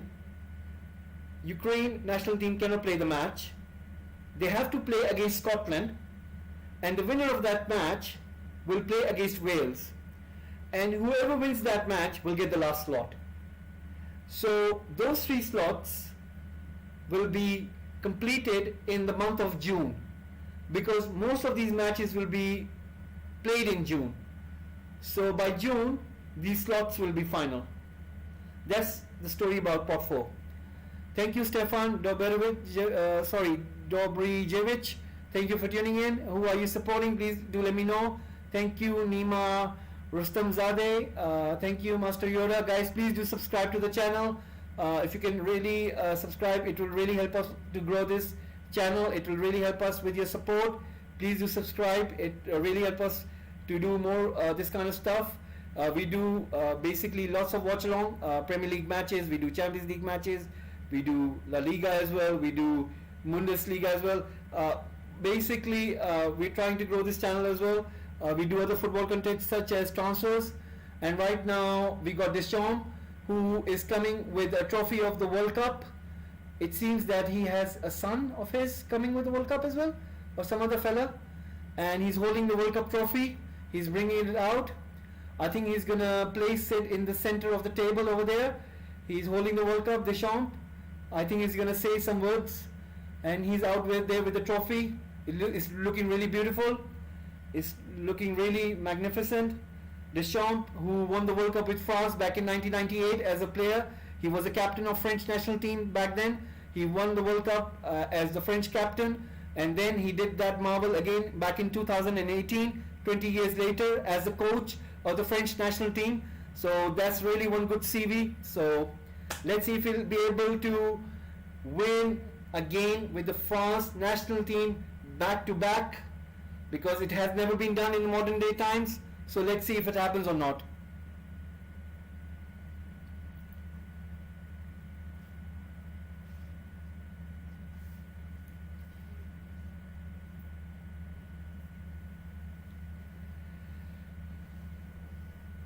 Guys, thank you very much for tuning in. Thank you very much for your support.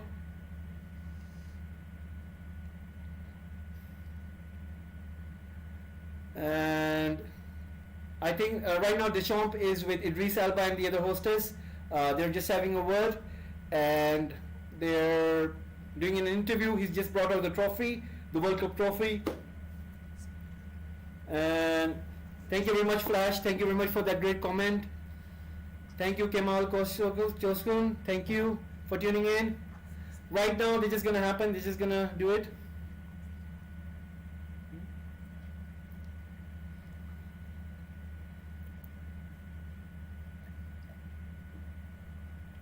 Okay, Kemal is gonna be supporting Brazil. So let's see.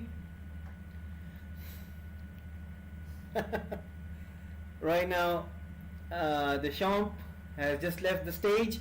He's put the World Cup trophy on the center table. Yes, it is now. It will be taking place right now. Thank you guys for tuning in. Please do subscribe to the channel. I'm really thankful for you guys' support, the way you're really watching this and tuning in with us. It really helps us to grow as well. So thank you for watching. Thank you for tuning in. They're just playing another teaser. Hopefully they'll start any minute now. Can't wait. It's too much excitement right now.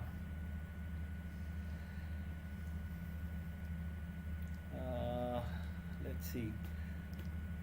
I think Qatar is going to be in Group A, and then what they're going to do is they're going to basically proceed with all the other teams in Pot 1. They'll place them in different groups, and then we'll get to see teams from Pot 2 being drawn out, and that's when the excitement starts.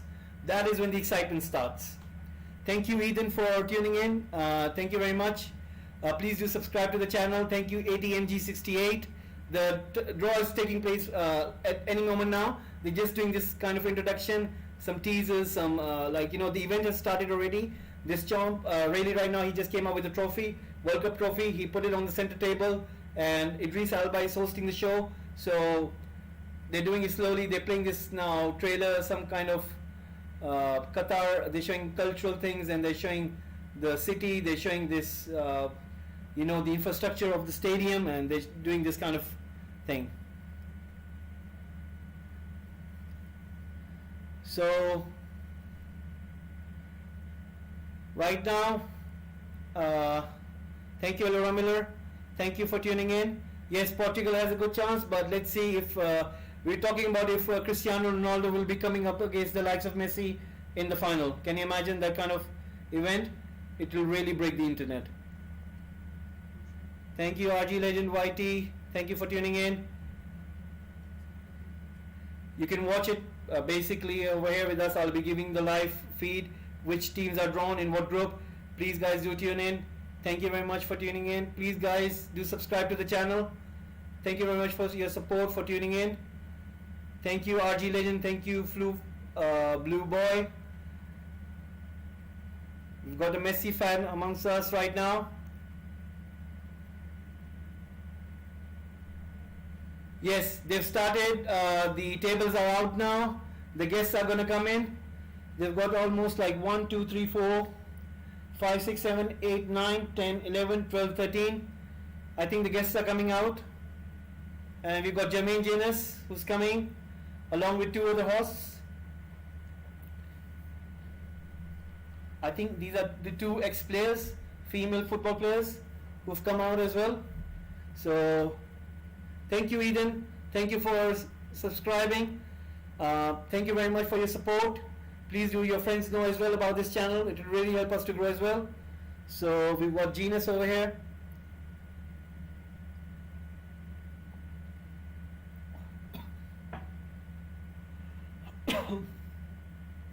So Jermaine Genus is going to be conducting a draw, and he's got 2 female co-hosts with him who will be also telling about the rules. It seems to me they are the ex-football players as well, by the likes of it, by the looks of it.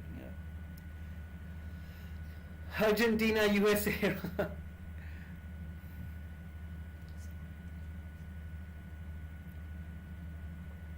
I think they're telling about the rules right now. They are conducting, they're telling the rules, or they're going to conduct this draw. They're telling the rules. I think it has to do with something to do with the region as well. Like imagine if we have in pot 2, let's say if it's Mexico, and if they got someone like Costa Rica in pot 4. So because they're from the same region, I don't know how the rules work if they can come up against each other. Perhaps because European is a bigger continent, they've got more teams, so it won't be surprising to see 2 European teams in one group.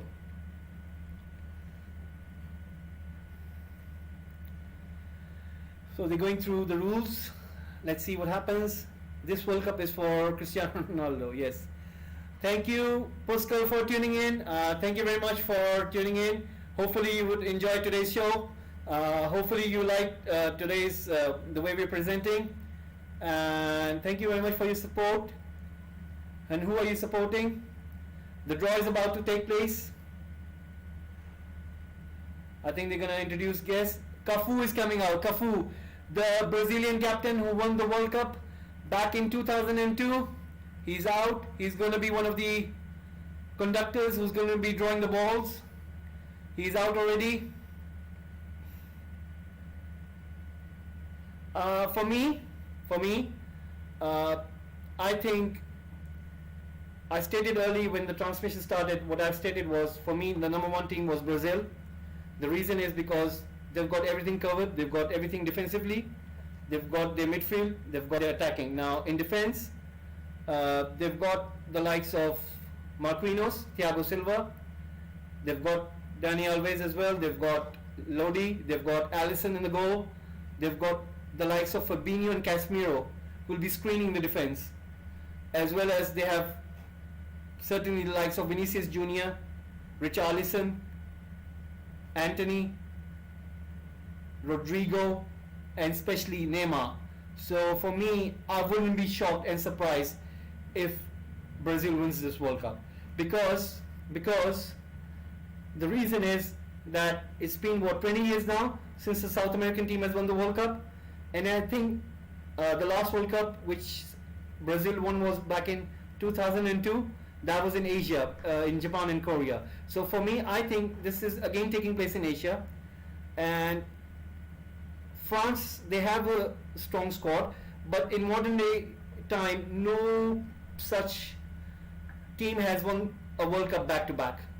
Although this is a different France, it's not the France which you're used to, because Deschamps has come and changed the culture, and maybe they will try, but I'm not so sure enough. And other than that, the other team which I see in Europe is Spain, because Luis Enrique is a very good coach, and I think they have a very good chance. So let's see what happens. The guests are already coming out, the one who are going to make the draws, and they're all coming out one by one. Sorry, just hit the mic over there.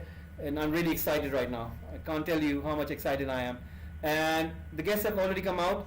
So the 4 guests are out already. They're taking their positions, and there are other positions to be filled as well. They're announcing the names, and the guests are coming out. So for me, the number 1 is Brazil, number 2 is Spain, and number 3, I don't know how much heat I'm gonna get for this one. Number three, I think it might be Argentina. I know the Portugal fans are not gonna love this because they would want Cristiano Ronaldo to be in this, but I think a South American team is gonna win this World Cup. So that's why I'm naming Argentina.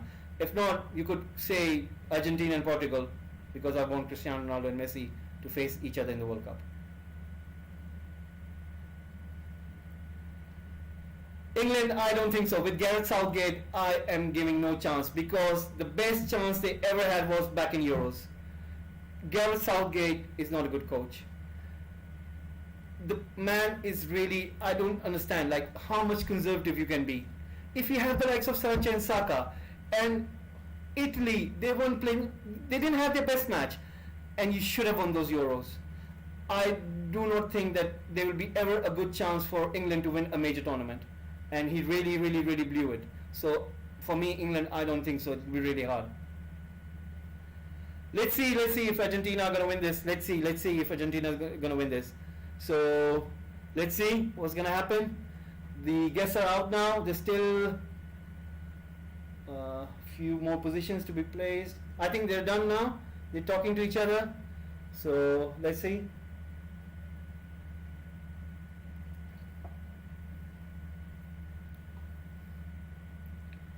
Oh, there's a player from Qatar, Adil Ahmed Malala. He's having a word. He played from 70s to 90s. So let's see. Guys, please do subscribe to the channel.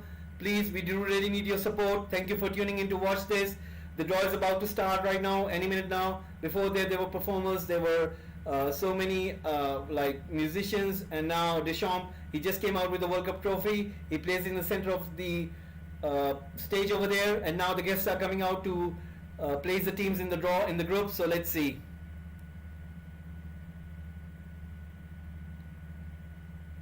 Let's see who's gonna be drawn against each other. It's getting really excited. And guys, please do subscribe to the channel. Please do really help us to grow this channel as well.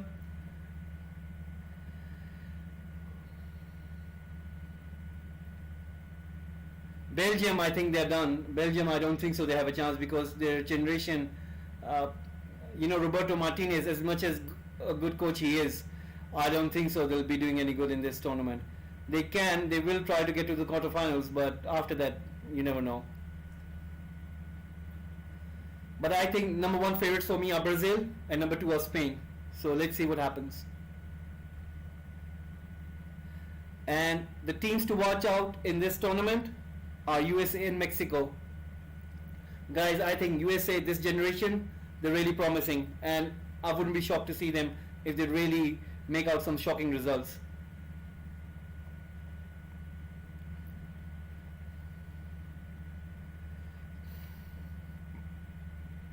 Guys, thank you for tuning in. Please do subscribe to the channel. It really helps us to grow. Please do tune in for other content such as transfers. We do a lot of other content as well. We do watch along for Premier League matches, for Bundesliga, we do La Liga, we also do for Champions League. Now, how are the pots decided? Now I'm going to go, they started already. 7 top ranked nations are in pot 1. Qatar, as a host nation, they'll be also placed in pot 1. The lowest ranked teams are in pot 4. Now, there are some teams who still have to finish their playoffs, as we have mentioned earlier. In pot 1, we have the likes of Qatar, Brazil, Belgium, France, Argentina, England, Spain, and Portugal. In pot 2, we have the likes of Mexico, Netherlands, Denmark, Germany, Uruguay, Switzerland, USA, Croatia. In pot 3, we have the likes of Senegal, Iran, Japan, Morocco, Serbia, Poland, Korean Republic, Tunisia. In pot 4, we have Cameroon, Canada, Ecuador, Saudi Arabia, Ghana, and 3 playoff positions which I've explained you earlier. The teams will be drawn one at a time. From Group A through to Group H. Pot 1 teams will take place in all groups. Those in pots 2, 3, 4 will drawn randomly in other spots. Okay, we've got that one now. So now 2 teams from the same qualification zone can be drawn together. So let's say that from the same qualification zone, such as Africa or something, they cannot be drawn together. Group B. Alright, okay. If let's say they're drawn in Group A, and if there's a nation from the same region, they'll tend to put in another group. That's what they're going to do. 13 nations from Europe, 5 of 8 will be placed in 5 groups. Right, now the draw is about to start, guys. It's about to start now. So let's see what happens. I'm gonna go see what happens.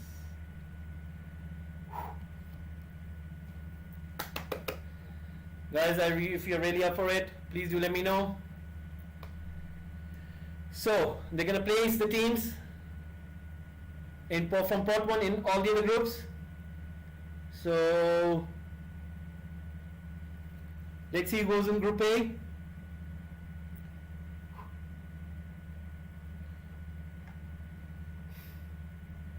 The draw is starting. Kafu with the first one, and I think it's Qatar because the ball is different. So Qatar are going to be placed in.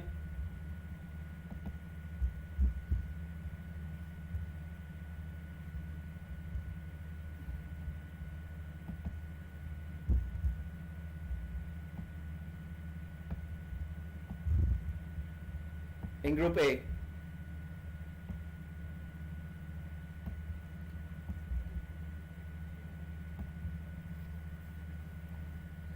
They're going to make another, I think it's this seeding.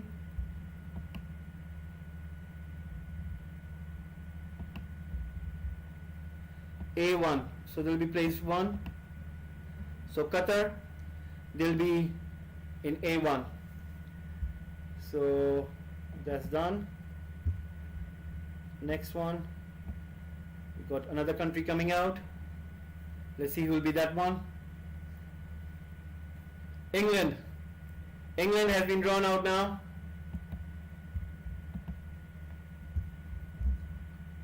They're gonna see which group it goes to. Gareth Southgate over there.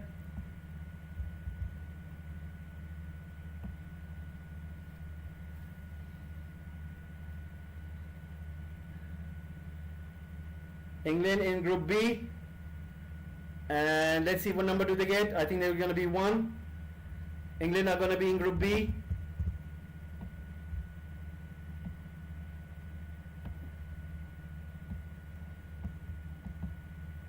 England are in Group B, and they'll be placed 1. Now we'll see who do we get. Argentina in Group C. Argentina in Group C.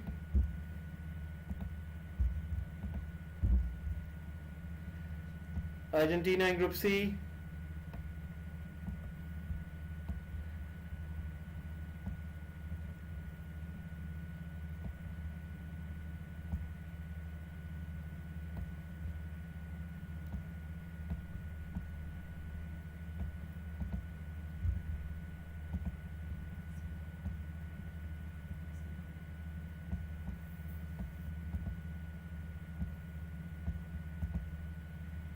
Argentina in Group C.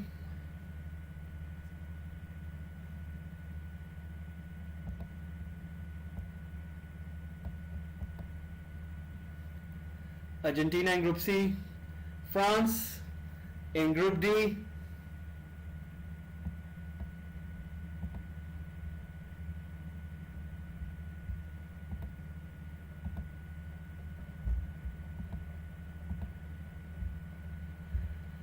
France are going to be placing Group D. So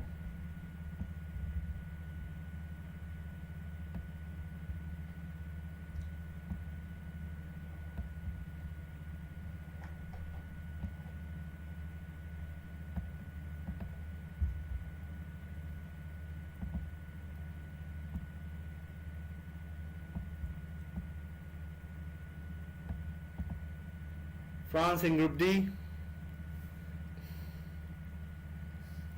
Spain.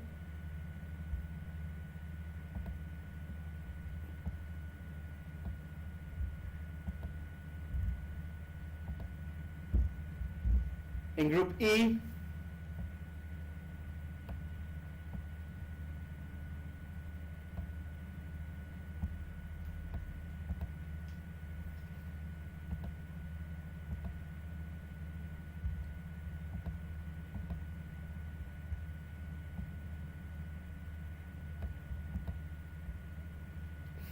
Spain in Group E,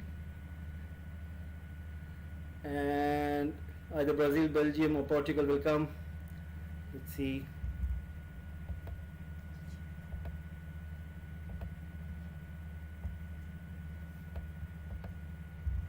We've got Belgium,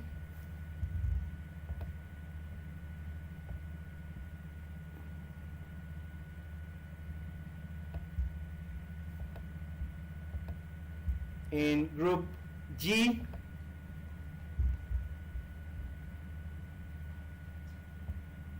Sorry, in Group F, we've got Belgium in Group F. Yes, Belgium in Group F.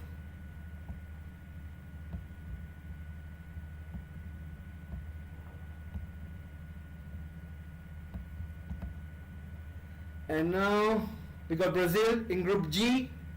Brazil in Group G. And the last one, I think, will be Group H for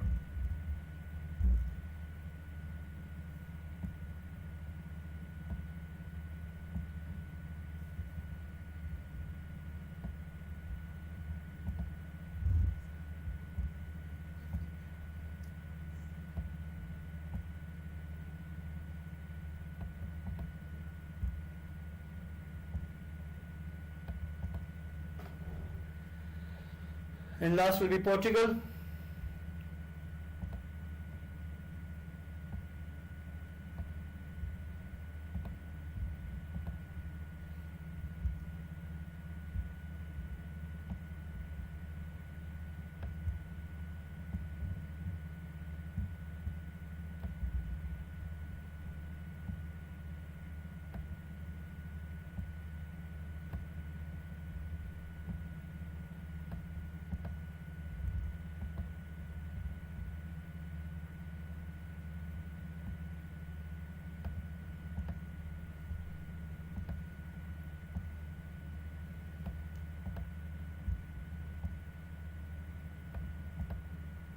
So we have Portugal for Group H.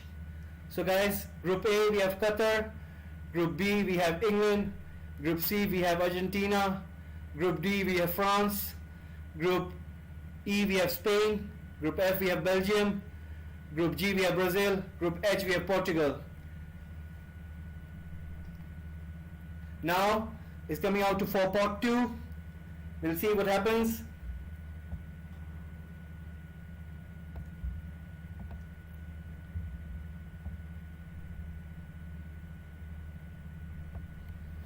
Netherlands,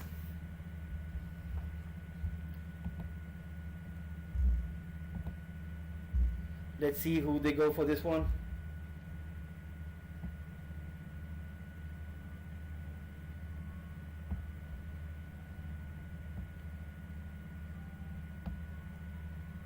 Netherlands are going to be in Group A. They're going to be in Group A. They'll be in Group of Qatar. They'll be taking position of 4th in Group A.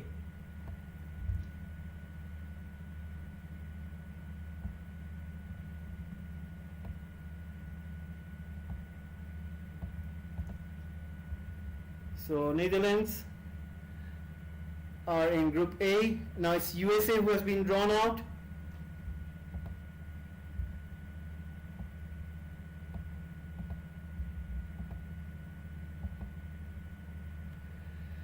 Let's say who USA come up against. Will they be in Group B? Or will they be in another group? They're in Group B. They're in the group of England.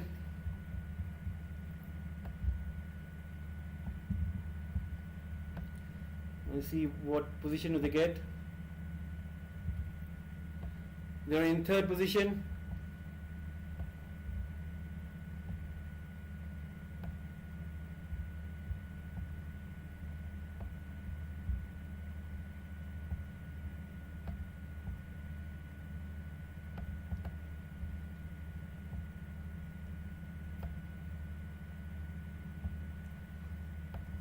Mexico will go in Group C.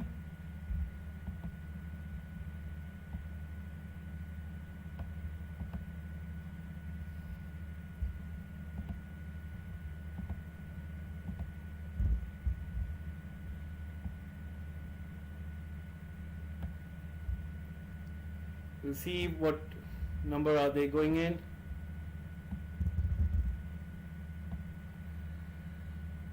I'm just waiting for the number.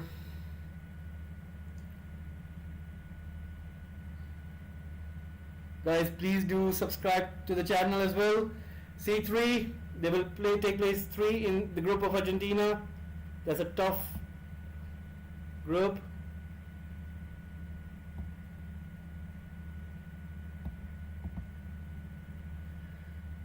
Now let's see who comes for Group D. Denmark.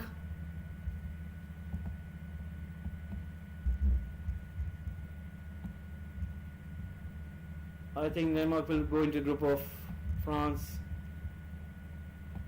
Let's see. Who do they? They play France in Group D. What number do they get? Guys, please do subscribe to the channel. We really do need your support. It will really help us to grow. Yes, they are coming as D3.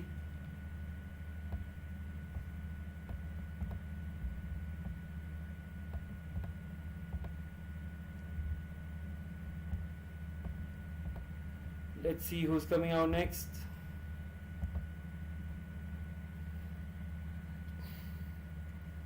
And we have Germany.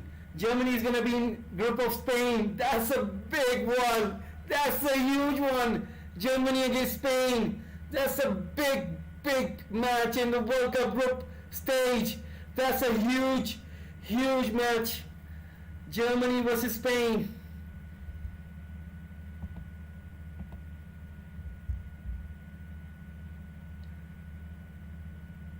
Let's see what number do they get. That's a huge match. That's one huge match. Germany versus Spain. E3.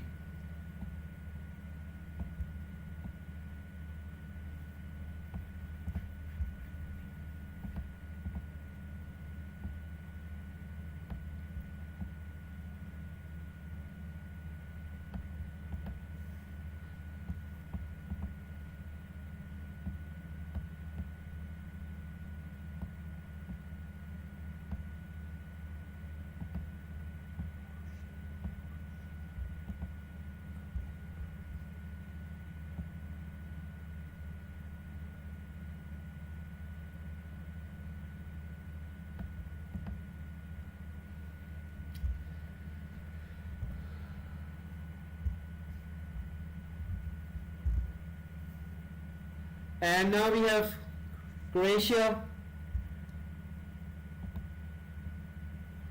Croatia, who will be playing against Belgium.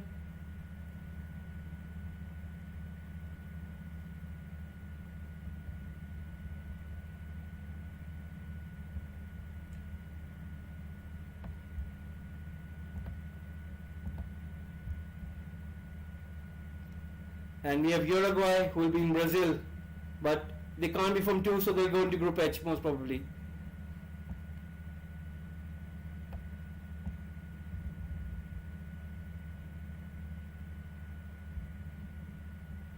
Croatia has been known in Belgium group as number 4, and I think they will take Uruguay into Group H.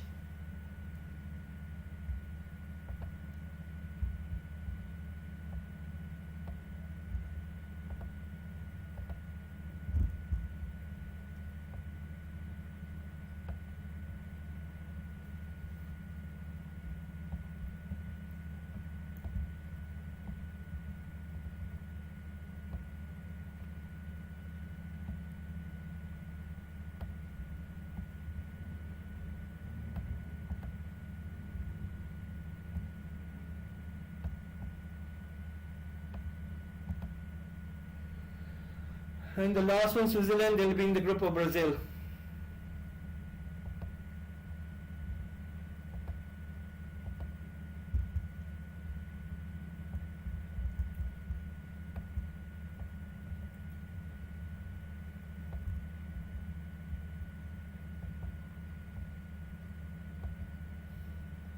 Let's see.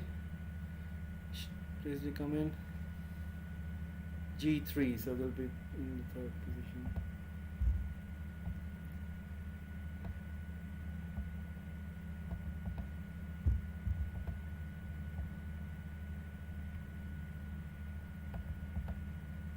So we have Switzerland in group of Brazil.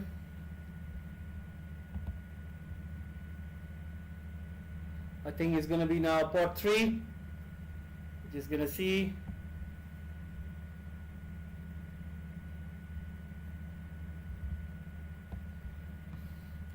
It's coming for pot 3. Iran. Imagine if they go into group of England and USA, but I don't think they'll go in group A. I think they'll go in group A. No, they might go into group B. They might go into group B because Qatar is from the same region, so they might go into group B. Another USA versus Iran. That's another. Yes, that's going to group B. Another time. What number are they going to give? B2, right in the middle.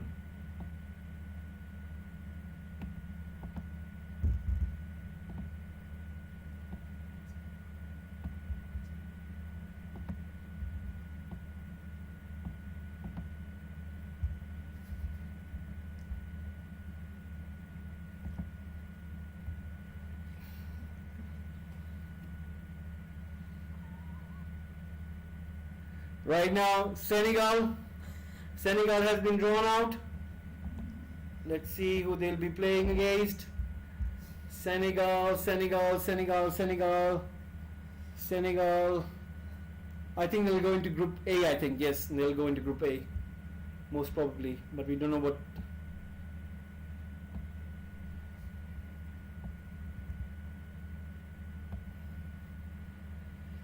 Guys, please do subscribe to the channel. Thank you for tuning in. Please do subscribe. It's really helping us to grow this channel.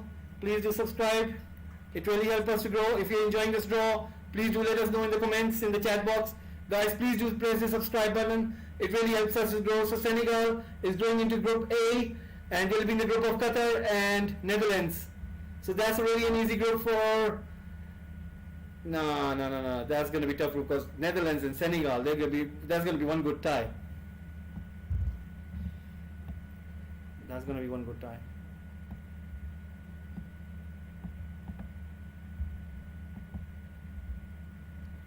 Poland, they're going to go into a group of, I think, Argentina and Mexico.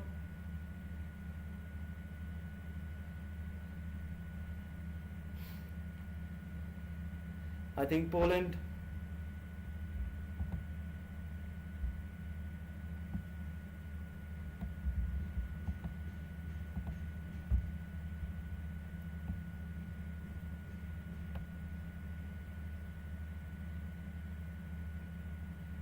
C4, Poland are going into group of Argentina and Mexico. They've got a tough group now. This is one tough group. This is turning out to be a group of death. This one is turning out to be a group of death.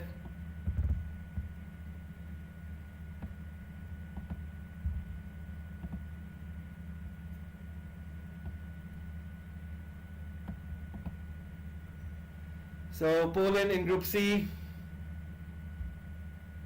Now we have Serbia.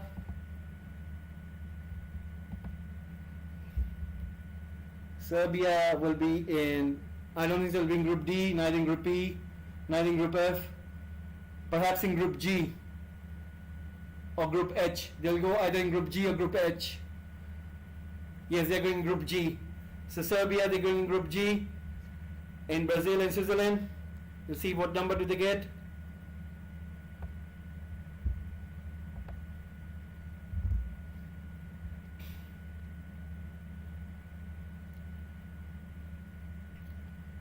G2 will just come under Brazil.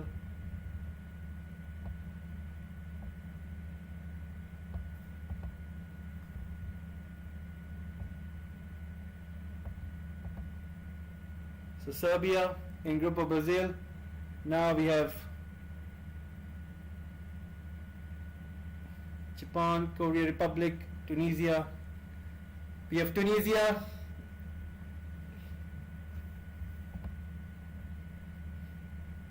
Tunisia now.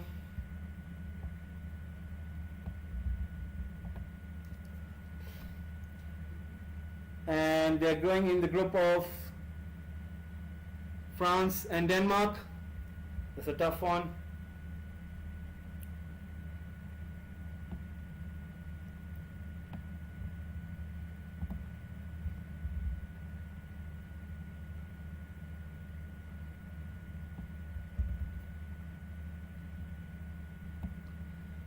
D4.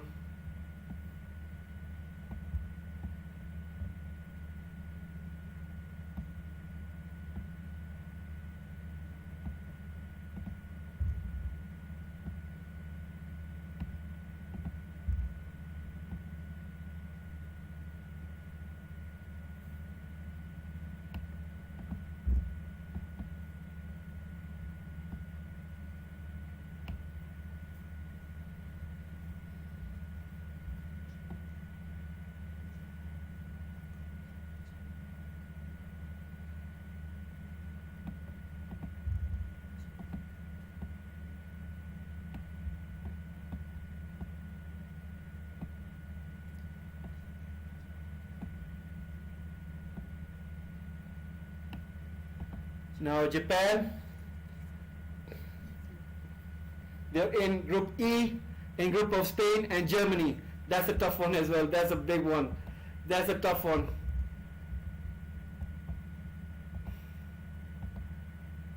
We have Japan in group of E with Spain and Germany.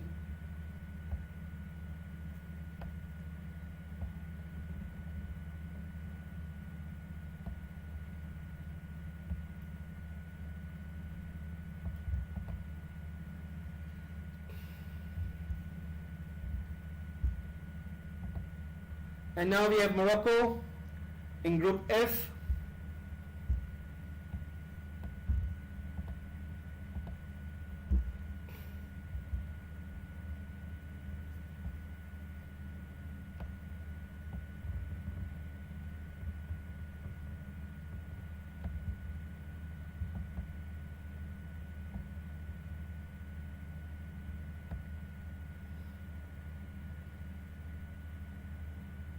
In third position.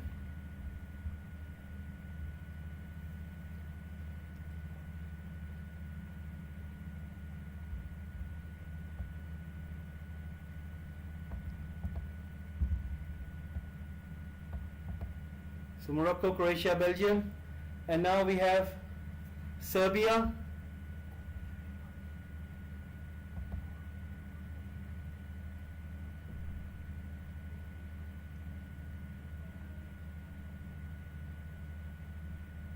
Brazil, Serbia, Switzerland, Portugal, Uruguay, and Korea. So we have South Korea.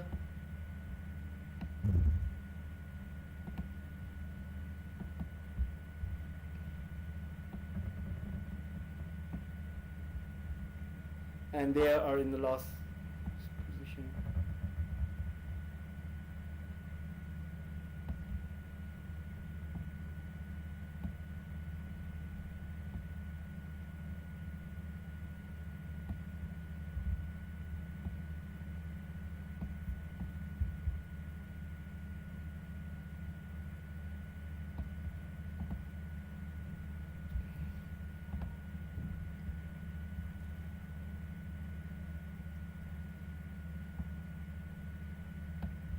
And now in pot 4,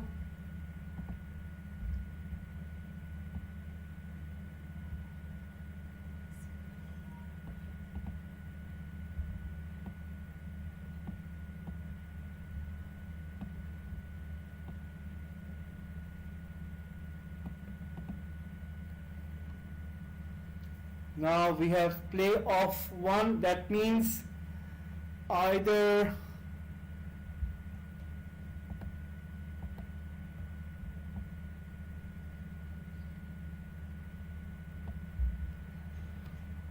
of D2. So that means either of Australia, UAE or Peru will go into this one. And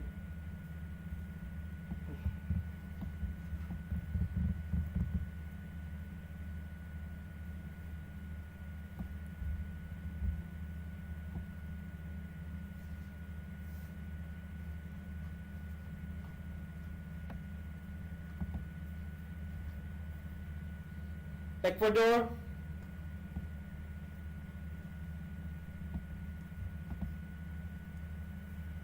will be the next one. Ecuador will go into Group A. Ecuador will go into Group A.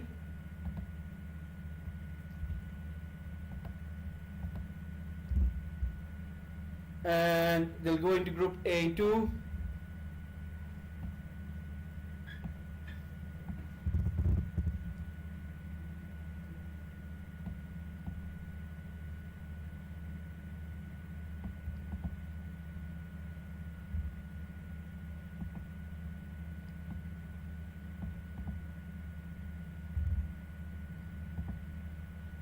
And now we have Saudi Arabia.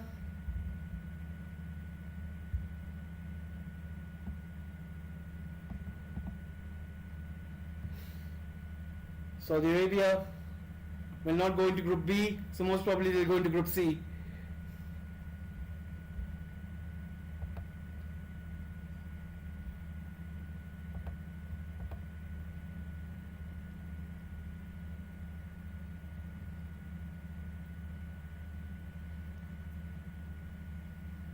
Guys, do please subscribe to the channel.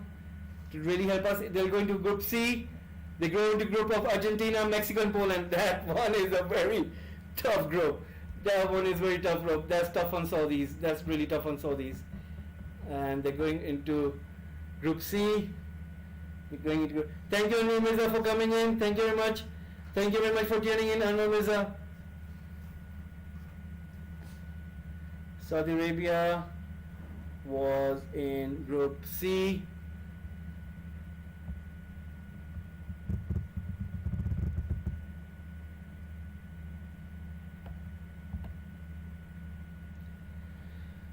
And now we have another playoff team which is going to be between New Zealand and Costa Rica. They're going to be in Group E. Between New Zealand and Costa Rica, whoever gets there, they're in Group E.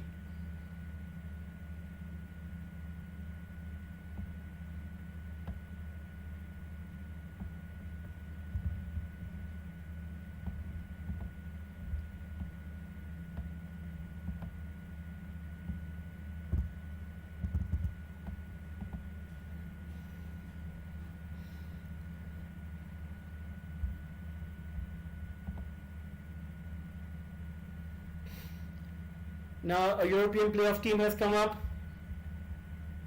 which is between Ukraine, Scotland and Wales. See where do they go. Where do they go? They most probably go in Group B. That'll be a big one. Either one of Wales or Scotland will come into the group of England and USA. That's going to be a big one. That's going to be a big one.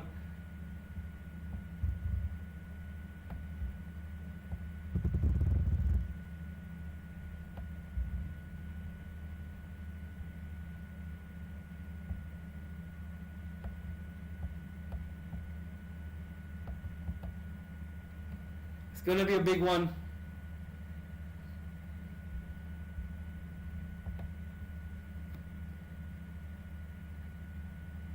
Now we have Cameroon. Cameroon will be coming in. And the likely chance they'll go into Group G. They have most chances going to Group G. This draw has been really tough.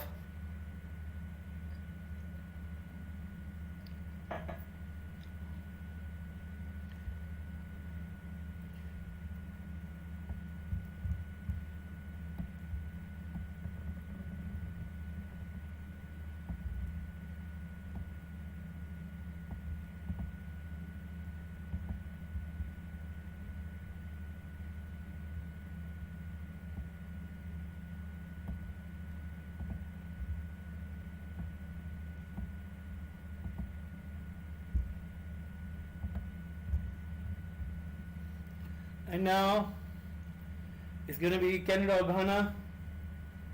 Ghana will go into Group H. Ghana, they will go into Group H. They'll go into Group H.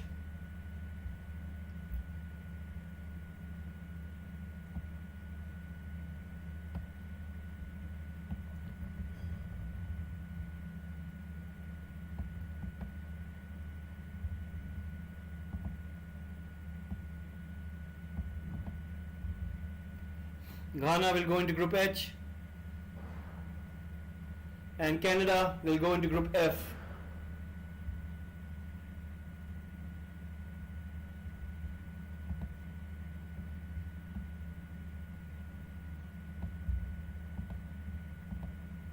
So guys, that's the draw, and now we're gonna discuss about what do you make of the draw. Who do you think has got the tough one? I'm gonna just fix the Group E right now, just to make sure that it's clean. Let me see. Gotta find Spain first. So guys, what do you think of the draw? Do you think it's a good one? Do you think it's a fair one? What do you make of it?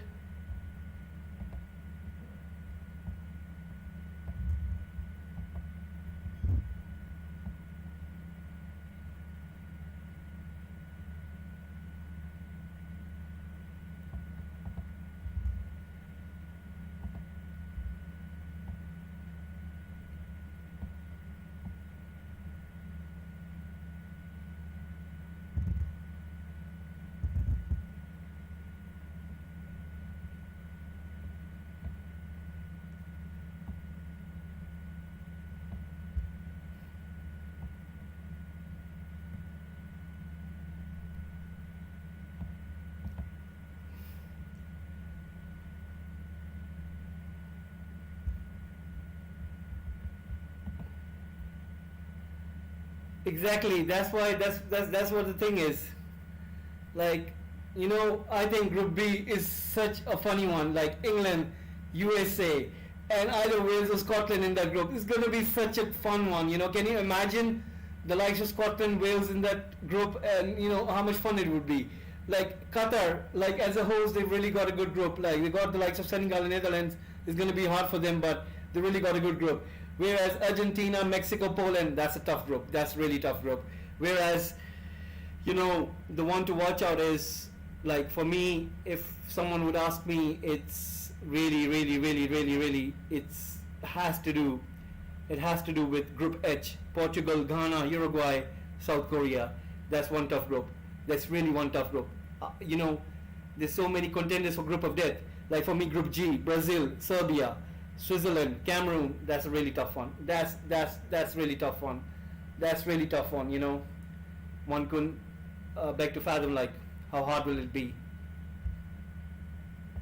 And I'm just gonna fix that Group E right now, and just trying to find Japan.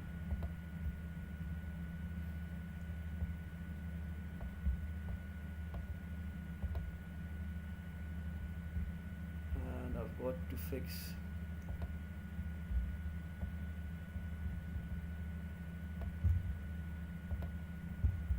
I think the standout event is gonna be Germany versus Spain.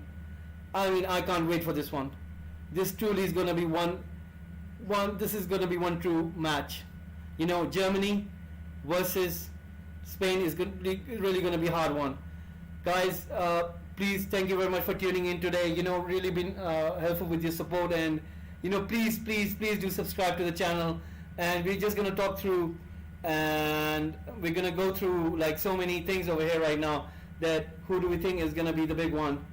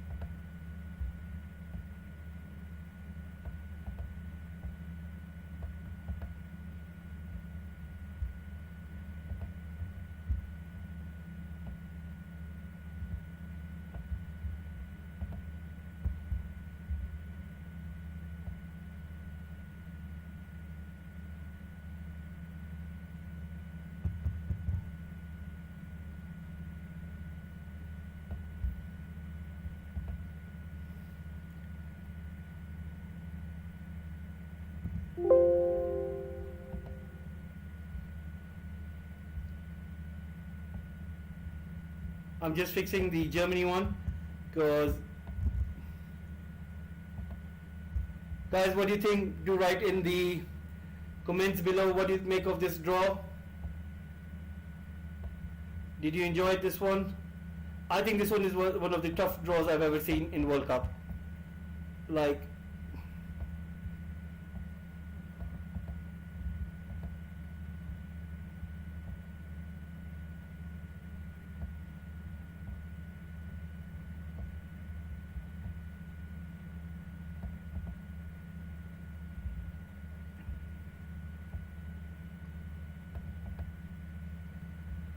this truly has been one of the tough draws that I've ever seen in a World Cup. Like, let's talk about Group A. Qatar, Ecuador, Senegal, Netherlands.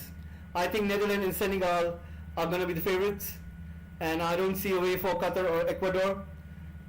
In Group B, definite favorites are, I think, England, and in between the other teams, Iran, USA, Ukraine, Scotland, and Wales. I think if Scotland or Wales, if any of them do come up, then it's going to be between them and England. I'm sure that England will definitely qualify from the group. Whereas in Group C, we have Argentina, Saudi Arabia, Mexico, and Poland. And in that one, I can definitely see Argentina and Mexico. Although Poland will definitely try their very best, but I don't seem to think that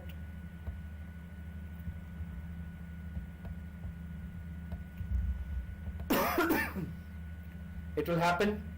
But let's see. You never know.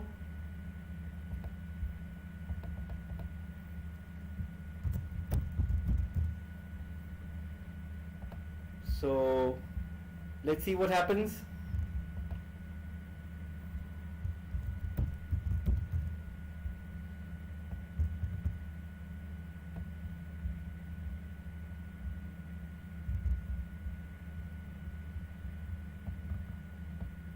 And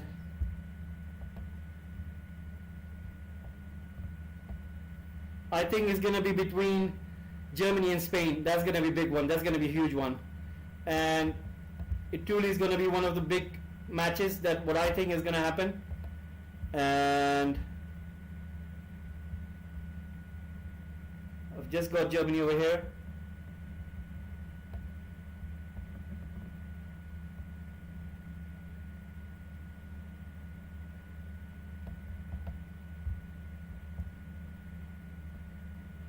Just going to put Germany over here. It's really giving me tough time over here. But anyway, so Germany-Spain is going to be a standout match for me. Whereas we're talking about Group D, I think France and Denmark, they'll be very much favorites to qualify. Whereas in Group E, I think Spain and Germany both will qualify. Japan will have a very tough time.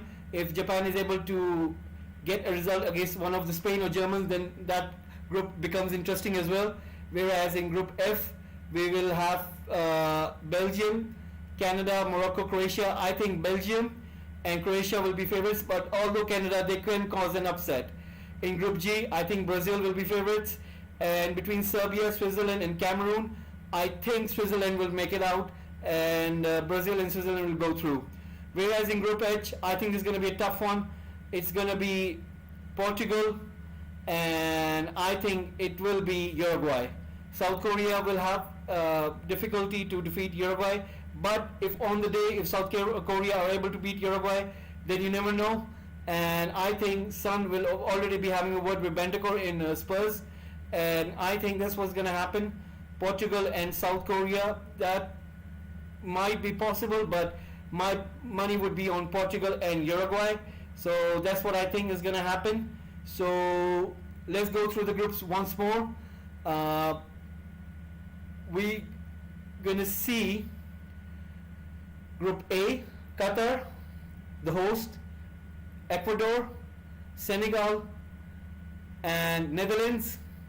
Whereas in Group B, we'll have England, Iran, USA,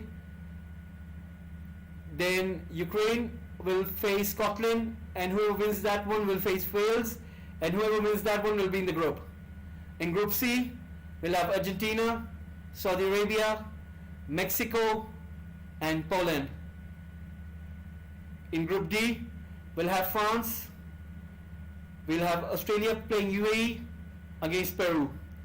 Whereas we'll also have Denmark and Tunisia. In Group E, we have match of the tournament in the group stage, Spain and Germany, both big nations against each other. And then we'll have either New Zealand or Costa Rica, and we'll have Japan. And in Group F, we'll have either Belgium or Canada. We have Belgium, Canada, Morocco, and Croatia. In Group G, we have Brazil, Serbia, Switzerland, and Cameroon. Whereas in Group H, we'll have Portugal, Ghana, Uruguay, and South Korea. Now, what we're going to do is, I have this another picture over here. I'll just go through that just to give you guys an idea. Who do I think is going to come up in the knockout stage? So if we look over here, and if I'm just going to draw over here and right there, and if you can see over here,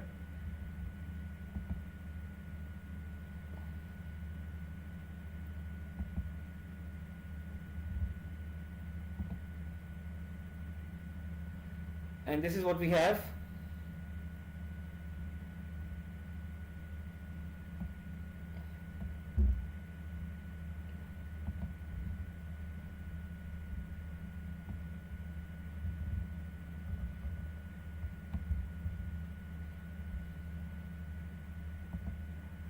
I think based on this,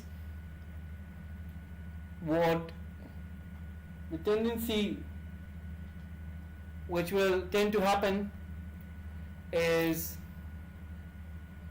let's see if we are able to see what teams can go out from which group and who will they face. The final will be taking place on 18th of December. The final will take place on 18th of December. And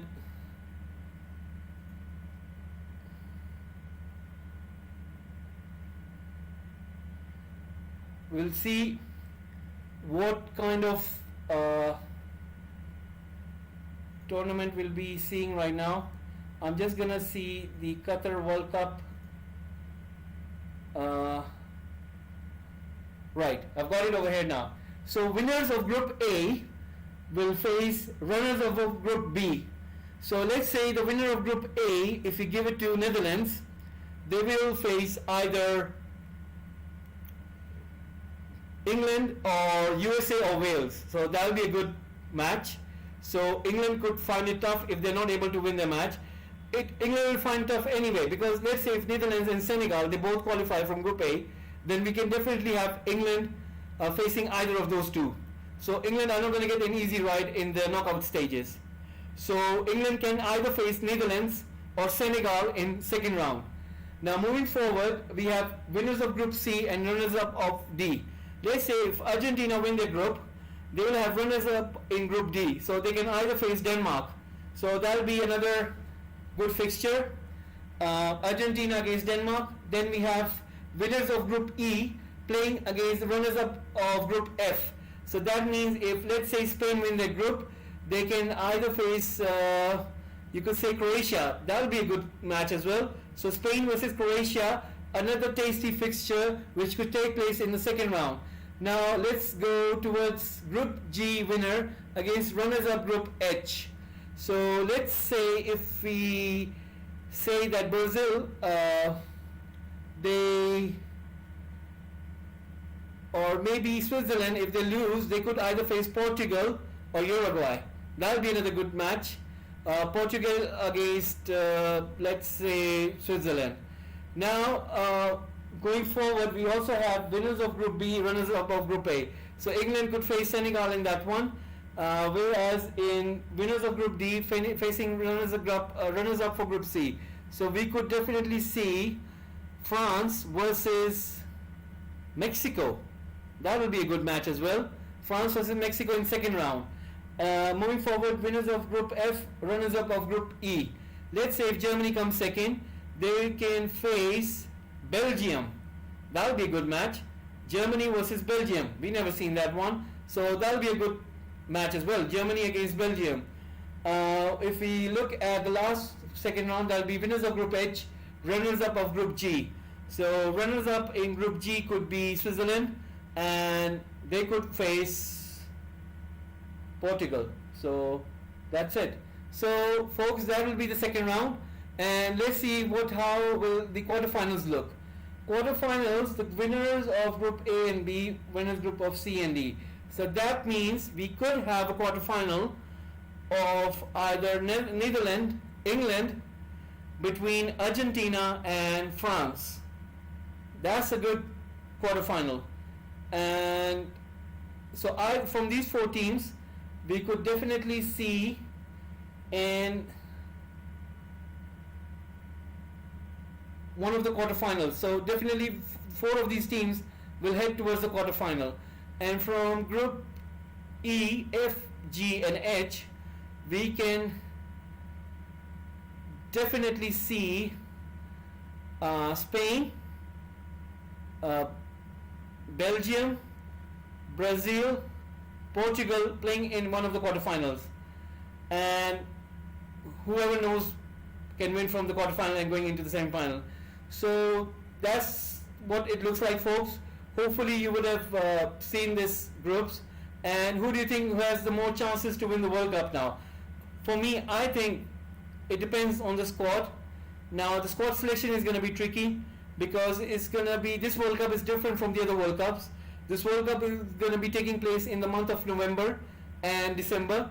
It's going to be taking place during the season. It has never been done before that football season is going on and the international tournament takes place in between that season.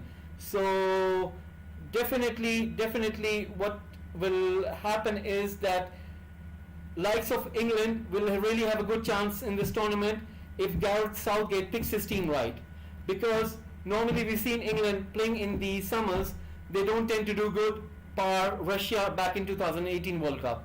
So definitely we can see them progressing further, but they will have tricky fixtures because they can come up against the likes of Netherlands, they can come up the likes of Senegal, they can come up against the likes of Argentina as well as France in the quarterfinal. So that's a tricky one for me.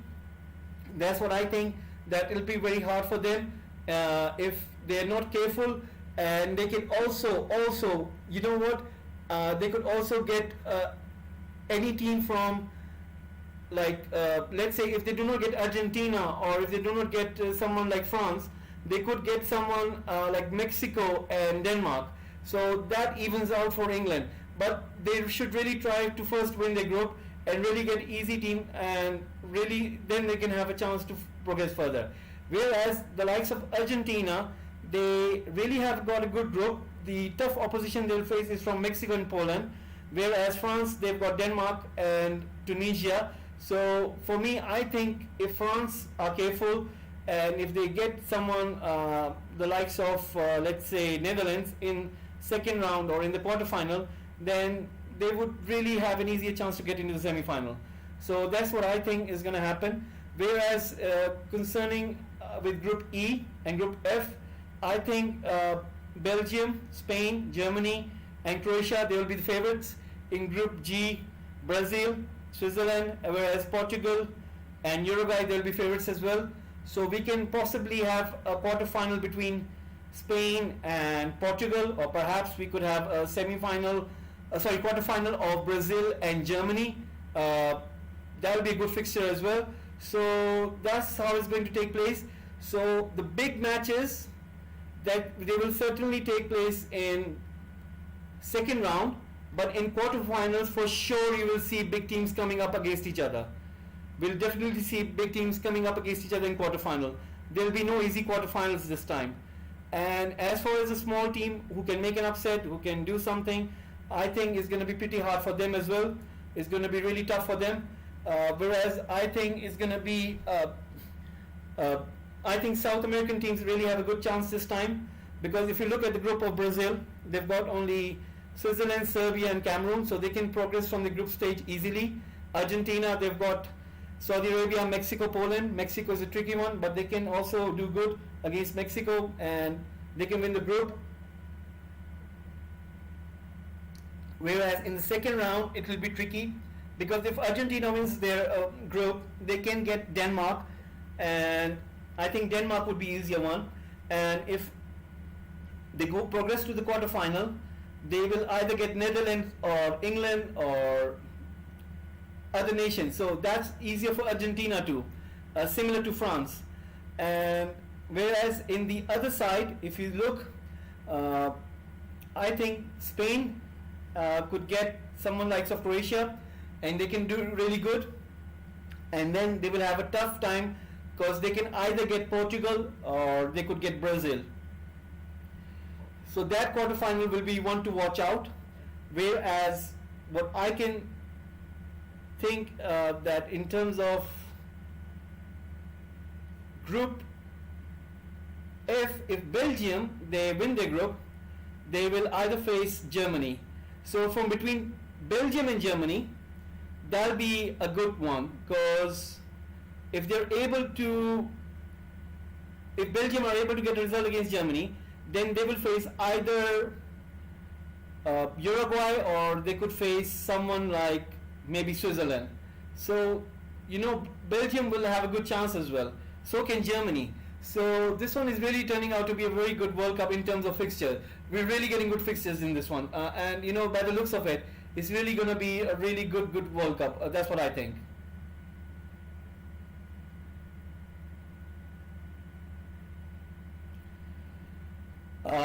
Which team I'll be supporting? Thing is, I'm always supporting England, and I think England, they could do good, but I'm not so hopeful this time, because I'm not happy with Gareth Southgate. I think it's time for England to choose another manager, another coach who could do good with this group of players, and they should do so, and they should be doing so, and that's what I think. Will they be able to do so? That's another thing. That's another matter. But hopefully, guys, please do subscribe to the channel. Please, thank you for tuning in today. Thank you for your support. Thank you, Abitor Will. Thank you, Lex. Thank you, Puskul Thapa, for tuning in and watching this live World Cup draw with Football Gupshup. And hopefully, I'll see you guys for more live events, which we'll be doing watch along for the live matches, Premier League matches, Bundesliga matches, as well as Champions League. We'll be doing other videos as well, which will be talking about transfers, and there's also Champions League fixtures coming out. We'll be doing a watch along for that one as well. We'll have another series called What If Transfer Series. Please do watch that one. It's a nice series which we do about transfers. Hopefully you will see that one as well. And this is what we have for today, and hopefully you would have loved today's event and loved today's episode. I'll just go through again with the groups that we found that have been drawn. Group A has got Qatar, Ecuador, Senegal, Netherlands. Whereas in Group B we have England, Iran, USA. So Iran and USA is going to happen again. That's a good one. And then we have likes of Argentina in Group C, Saudi Arabia, Mexico, Poland. And in Group B, I forgot to mention that Ukraine will still have to play Scotland, and winner of that match will have to play against Wales. Whereas in Group C, Argentina, Saudi Arabia, Mexico, and Poland. Messi will be having a last chance to win the World Cup. Let's see if he is able to do so. In Group D, we will have France. Australia will be facing UAE, and winner of that match will face Peru. And whoever wins that will get the slot in this group, Group H. Then we'll have Denmark, and then we'll have Tunisia. In Group D, France, Australia, UAE versus Peru, and Denmark and Tunisia. In Group G, we have match of the tournament, Germany versus Spain. In group stage, there'll be one event to watch out for, Germany, Spain, and either New Zealand or Costa Rica will also join this group. And we have Japan.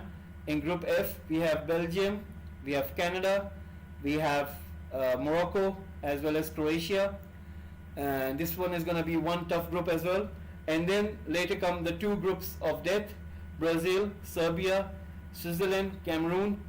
I think Brazil will be the favorites one, but let's see who wins this one from the rest of the three teams. In Group H, we have Portugal, we have Ghana, we have Uruguay, and South Korea. This one is truly a group of death. So Group H, group of death.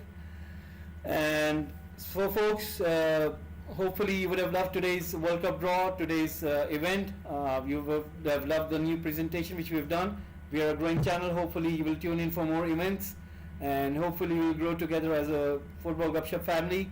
And hopefully you would have loved today's transmission. Thank you very much for tuning in. Please do subscribe to the channel and press the like button, press the bell button icon so you can receive notification for the latest episodes as well as live events.